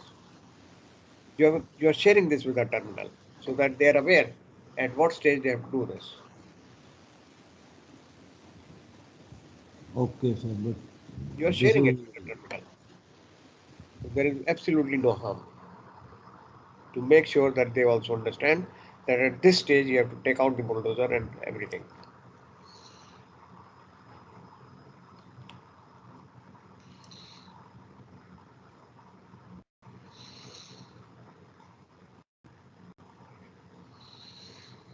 Not only that, since we are on the topic, please be aware that many chief officers right over here, please ensure bilge plates are not picked up by the grab. ये भी लिख दें.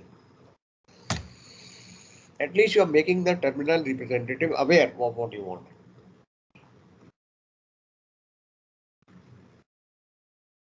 Sir कभी देखा नहीं ना sir ऐसे लिखा हुआ लोडिंग प्लान में, इसलिए पूछ लिया. No problem.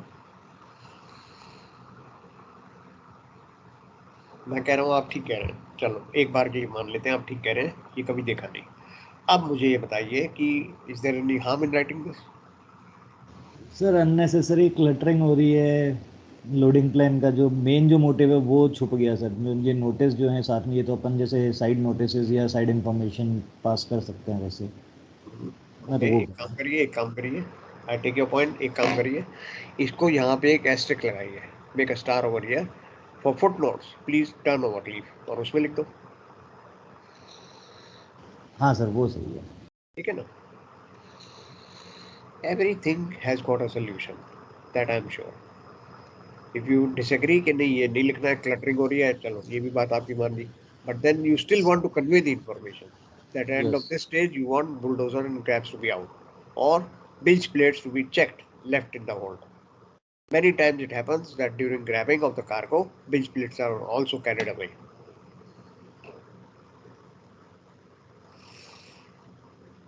देखो ये जो point है, all damage to be surveyed, reported, and on cargo completion.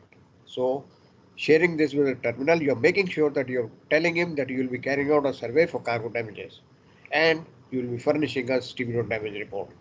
There is no harm in this, is what I feel. But if you say no, then you put a footnote for instructions during discharge. Please turn over leave और उसमें डाल दो.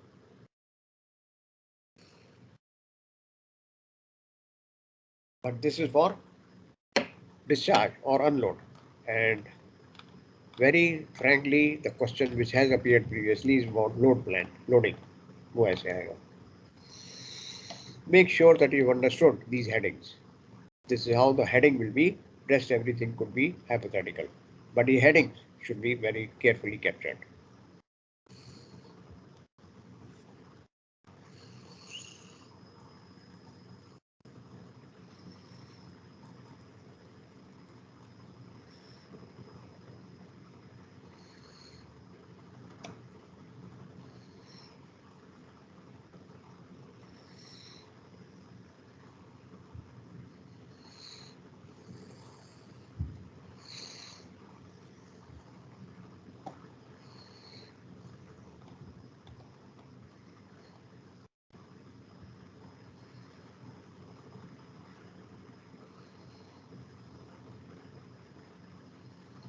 So what to be done in case of if the terminal representative is not following your loading plan properly? And if they are telling you that this is not my choice, it's because of the operational requirements. No. 1 minute, let's go slowly. Your first statement is that the loading plan is not being followed by the terminal, right? Properly, and when you are asking them, being as a duty officer, then this is the port number or this is the sequence number, you should follow this, and these are the guidelines by chief officer, and then he's telling you that this is because of the operational requirement, like equipment failure, or my crane is not moving, or some other problems, I don't have a gang or something, so any problem which can happen at a terminal. So in that case, we need to stop the work, or we need to do some other, we go for other options. Okay. Shall I speak now? Are you finished? Yes, sir. Okay. Now my point is that suppose this thing is happening, which is very much possible. Very much possible. Practically, these things do happen. So now we also understand that commercially things should not stop. For commercial reasons, including off hires, etc., things should not stop. But in case this happens, what you should do is first put a stop to the loading operation. पहली चीज, ask him to stop, and then you go back and confirm with the change what the foreman is suggesting or terminal is suggesting. Is it okay for you? Is the stresses still under okay? Are the stresses still under control? Or the changes this guy is doing? Or are the drafts being projected now, are they still matching with your drafts? Of course, they will not match because he's doing some changes. But are they under control? If the answer to this is yes, you can continue. But otherwise, you will have to stop. And let me assure you, for this purpose, if the load plan is not being followed and you got a concern and you can prove that this is a concern, you will not go off hire because you want the load plan to be followed. This is why the load plan has been made. You can stop. As I said, you can stop, yes, but then at the end of the whole thing, you must realize that literally speaking, the choice is to always continue somehow, not at the cost of safety, but so you must go back to the loadicator, try to confirm that with these changes which the terminal is suggesting, are you still okay? If okay, then continue. Okay, sir. So in that condition, if the answer is yes, everything is under control, and I have checked on the loadicator also, at that point of time, the situation is under control, and at some point of time in the future loading plan, like in while we are loading continuously, and at that point of time, after like 3 hours or 5 hours or one day, if something goes wrong, then I am the one who will be the caught. They will caught me only now, because I'm the one who signed on that loading plan, which I have shared with the terminal. They didn't follow. There's no record of it that they No, didn't follow. I just said, there is a record. There is a record. 1 minute. There is a record. See, as per our story, this terminal has come to you and said that he cannot do this for yes, sir. some reason. He cannot follow it. Then you have made an alternative loading plan. Yes, sir. Now No. you have incorporated the changes. You will get that signed also by the terminal. Okay, sir. When you are making that, then you will agree. Suppose it happens at this stage. Suppose it happens at this stage, right? Then Yes. from here onwards, you have recalculated to see everything is okay. Okay, sir. So every time I'm making changes or anything goes changes, I have to make a new plan. Yes, definitely. and recorded, documented, new loading plan furnished and signed and received by the terminal.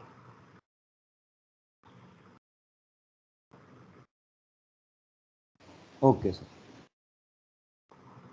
देखिए एक बात तय है कि you must understand as chief officer you are in the management level and your primary objective is safety of the vessel, yes, but small concern regarding commercial is also there as chief officer. You are involved with commerce also.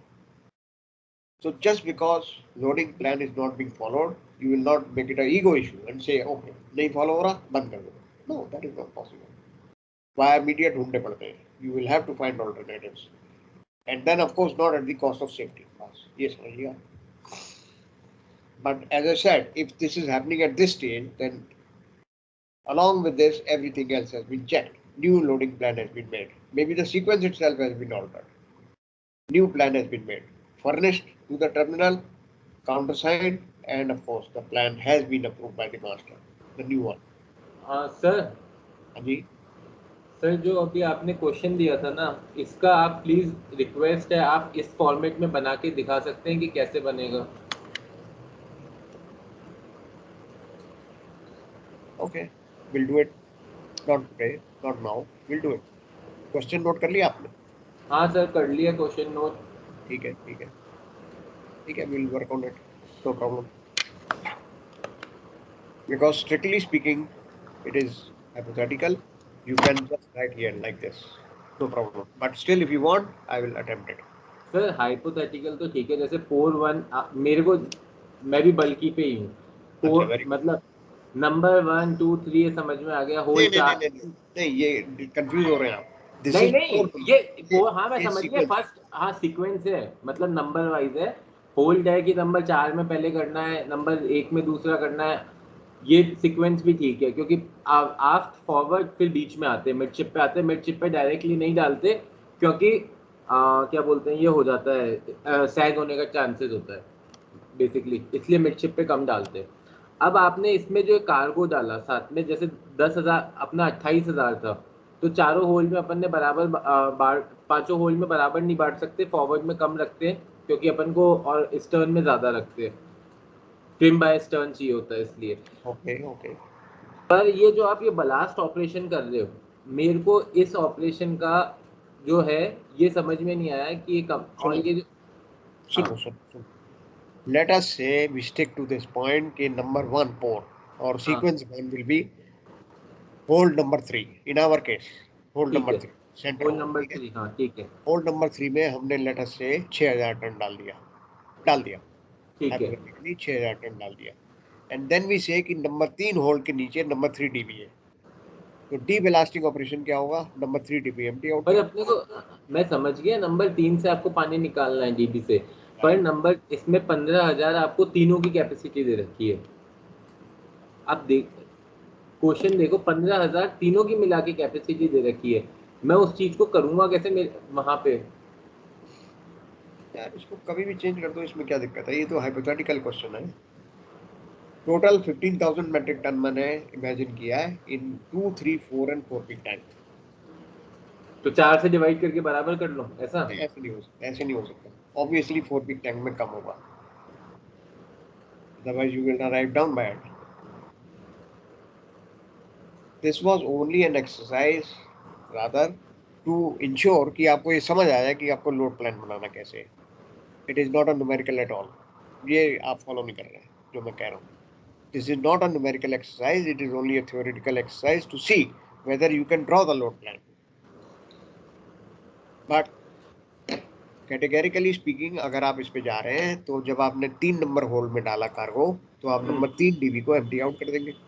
ठीक है. तो अब आपका क्या हो गया? Bodily sinkage हो गया नंबर 3 में. And let me tell you, आप गलत कह रहे हैं. Normally it is prefer to load the midship hold first. You know why? क्योंकि bodily sinkage है and your trim does not go haywire. You just sink bodily. अब इस case में आप क्या करते हो? To avoid sagging, जिसकी आपने जिक्र किया है sagging, you do what? You keep ballast in the end tanks. Mid tank में जैसे कि नंबर 3 डीबी है उसमें तो आप खाली कर रहे हो, but you keep ballast, retain ballast in 4 peak and after peak tank. to avoid sagging.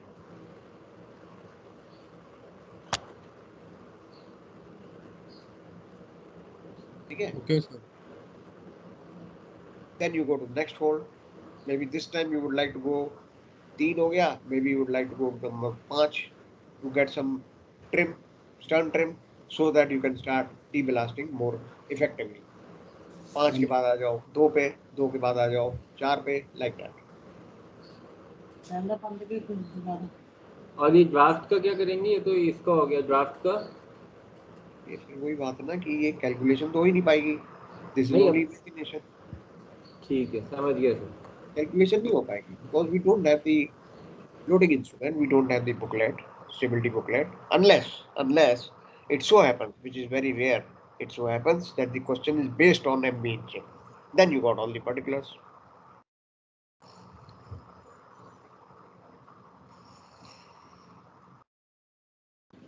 Sir फिर तो उसकी भी प्रैक्टिस करनी पड़ेगी अभी. हिंशिप की सर उसमें लोडिंग प्लान बनाने की. सर हिंशिप की तो कर रहे हैं सर, वो तो कब से कर रहे हैं. नहीं, आप नहीं समझे. लोडिंग प्लान बनाने की जो बात हो रही है वो हो रही है for example of drawing the loading plan. Calculation नहीं है उसमें. नहीं सर, कैलकुलेशन नहीं. ये कह रहे हैं कि जैसे आपने बोला ना, अगर वो क्वेश्चन हिंशिप पे बेस हो गया अगर तब तो कैलकुलेशन होगी ना सर. फिर हमारा बेस हो गया ना. फिर हमारा बेस तो हमारा तो बेस खराब हो गया सर. फिर हम कहाँ से लोड कर देंगे सर. हमारा बेस ही उड़ गया पूरा. सर 3 घंटे में तो सर लोडिंग प्लान ही बनेगा. सर हमसे ड्राई डॉकिंग के फॉरवर्ड आप नहीं निकल रहे, हम हर स्टेज के ड्राफ्ट कहाँ से निकालेंगे? सर अब आप है ना एक है ना हिंशिप का क्वेश्चन लेके एक ये बनवा के दिखा दो, हम लोगों को भी सेटिस्फेक्शन हो जाएगा कैसे करते हैं इसको. आप चाहे से सुनो सर सुनो तो सही. आप चाहे से अभी टाइम ले लो, हम रुक जाएंगे थोड़ा सा और. आज हमारी छुट्टी, आप दिखा तो दो कम से कम. सर मेरी बात सुनो. हिंशिप की कैलकुलेशन आपको आती है ना? कोई भी क्वेश्चन उठा लो हिंशिप से. सर हमें कुछ नहीं आता. और एक मिनट और सुनो मेरी बात. We have got a topic of draft survey. उसमें हम हिंशिप पे जाएंगे, वहां पे देखते हैं अगर उसमें समझ आ जाए आपको तो ड्राफ्ट सर्वे कैसे करना है, कौन से फॉर्मूले लगने हैं, एंड देन हिंशिप is involve. Sir draft survey और कार्गो प्लान तो सर अलग अलग चीज हो गई ना सर. मुझे ड्राफ्ट सर्वे समझ आ जाएगा, उससे सर कार्गो प्लान बनाना कोई ना आ जाएगा मुझे. यार फिर आप रिपीट करते जा रहे हो एक चीज को. मैं आपसे कह रहा हूँ कार्गो प्लान के न्यूमेरिकल नहीं है. कार्गो प्लान का सवाल जो है वो आ रहा है to see whether you can draw this. अरे सर आपने वो तो मैंने बोला सर. मैं तो आपसे कब से वही डिस्कस कर रहा था. वो तो मैं समझ गया सर. आपने जो बोला था कि ये सारी थ्योरेटी है, सब कुछ अजम्पशन है. लेकिन फिर आपने सर ये शिवांग को ये जवाब दिया ना कि अगर न्यूमेरिकल वाले कुछ बात आती है तो वो सिर्फ एक कंडीशन में हो सकता है कि हिंडशिप का क्वेश्चन डाल दे, वेरी रेयरली. अगेन इमेजिनेशन है मेरी, अभी तक ऐसा हुआ नहीं है. सर ऐसे बताइए सर. फिर ठीक है सर, हो गया सर. अजम्पशन हो गया सर इसका. भाई ये कार्गो वर्क में ये न्यूमेरिकल नहीं है. Why don't you understand? ये न्यूमेरिकल नहीं है. Numerical of this kind is not included. The only numerical which is included is draft survey. Secondly, other numerical which is included is tanker numerical. बाकी सारी theory है. Sir कभी कभार तो मेरे को ऐसा लगता है मैं एक्स्ट्रा मास्टर का पढ़ रहा हूँ आपसे सर. ये ऐसा क्यों भाई? जिस हिसाब से अब सभी चीज अजम्पशन में चल रही है मेरे तो जीवन में, इसको देख के इसमें ये अजम्पशन, हमारी सीओसी पे भी अजम्पशन लिखा हुआ ना है. Assume you are chief officer.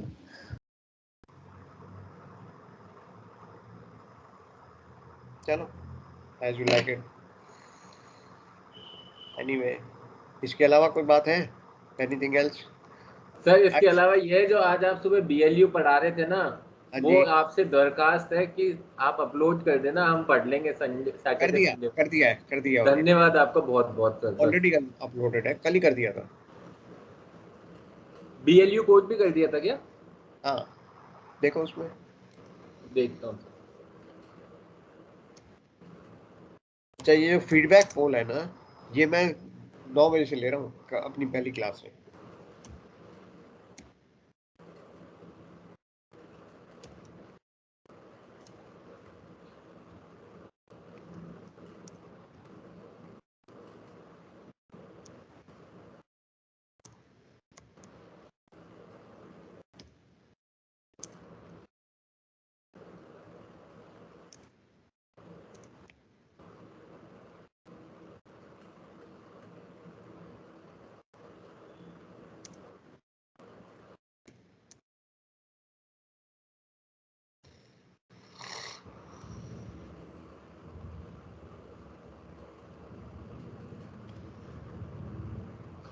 I've come to the conclusion कि ये इंक्लूड करना ही नहीं है in the syllabus.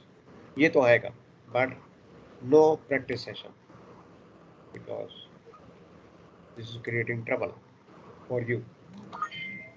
Too many things to imagine. इसको बाहर ही रखना. I will not save it.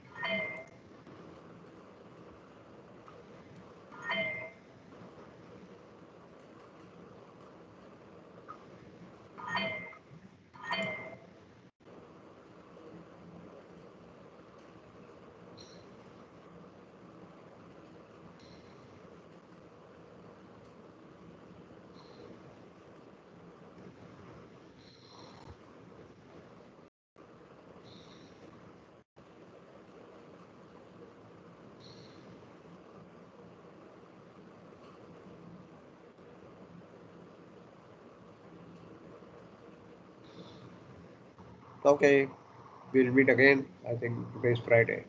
So maybe on Monday somewhere we'll meet again. Take care. Thank you for your attention. Thank you, sir. Have a good weekend, sir. Oh,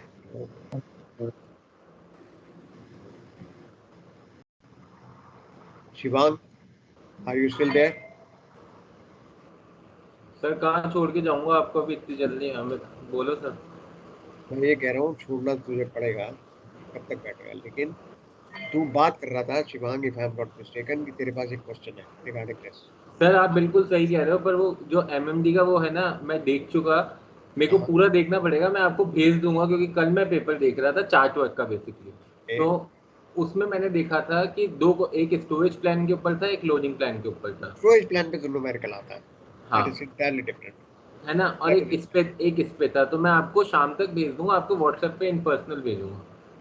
नहीं, group पे डालो ताकि everybody is aware. हाँ, मतलब group पे आपको, मेरा कहने का मतलब आपको भी स्पेशली ग्रुप को तो आप इग्नोर कर जाओ तो उसमें तो नहीं, इग्नोर मैं ग्रुप को नहीं करता.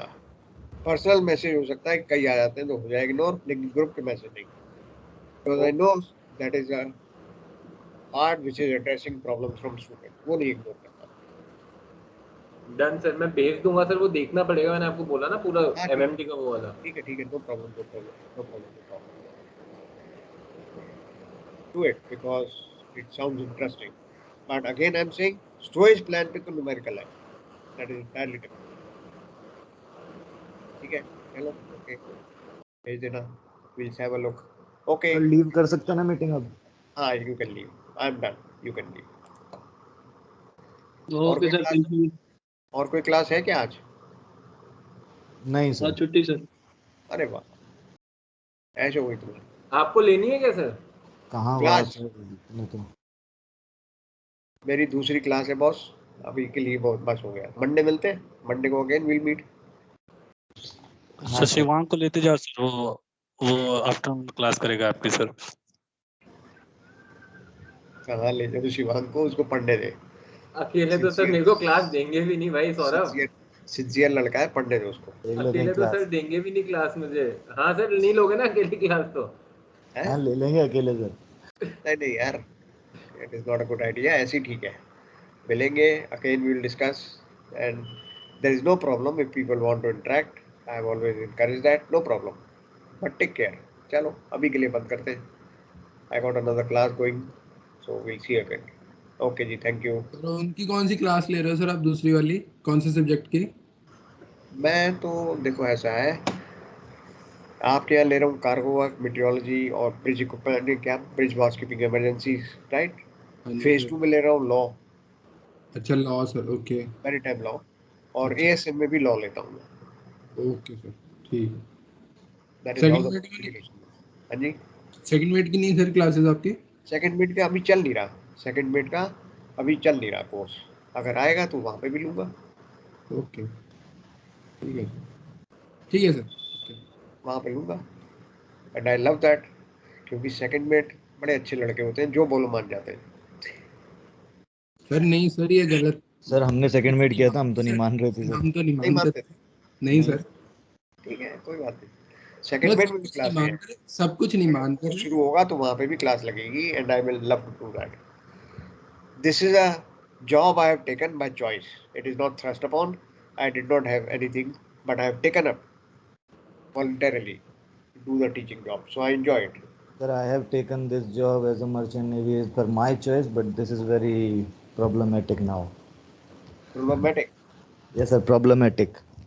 क्यों ऋषभ, ऐसा क्या हो गया भाई? सर मुझे फेज 1 की क्लास लेनी पड़ रही है सर 3 महीने. एक बात बता Rishabh, as we had said, Shivang को बोला था, शिवांग उस समय कह रहा नहीं, आपने घुमा फिरा के बात की. I come back to the basic, make green your favourite colour, motivation will come from there, the colour of the dollar. Sir मेरा ब्लू है सर एचआर वाले मैडम कहते हैं सर ग्रीन कलर पे मोटिवेशन नहीं रखना चाहिए, खत्म हो जाता है मोटिवेशन ग्रीन कलर खत्म पे. हो जाता है सर. कब तक सर? अब आपको मैडम ने है ऐसा बोला, आपने सर, उनकी क्लासेस हटवा दी ना. आपके सर हम अब बातें आपको सबकी है सुनते क्या? हैं अब सर, हम आपको है बातें क्या सबकी ग्रीन सुनते कलर हैं, से बातें मोटिवेशन कुछ सर? अच्छी हैं, हम बातें सबकी सुनते हैं. आप ये बताइए, टेल मी समथिंग, हम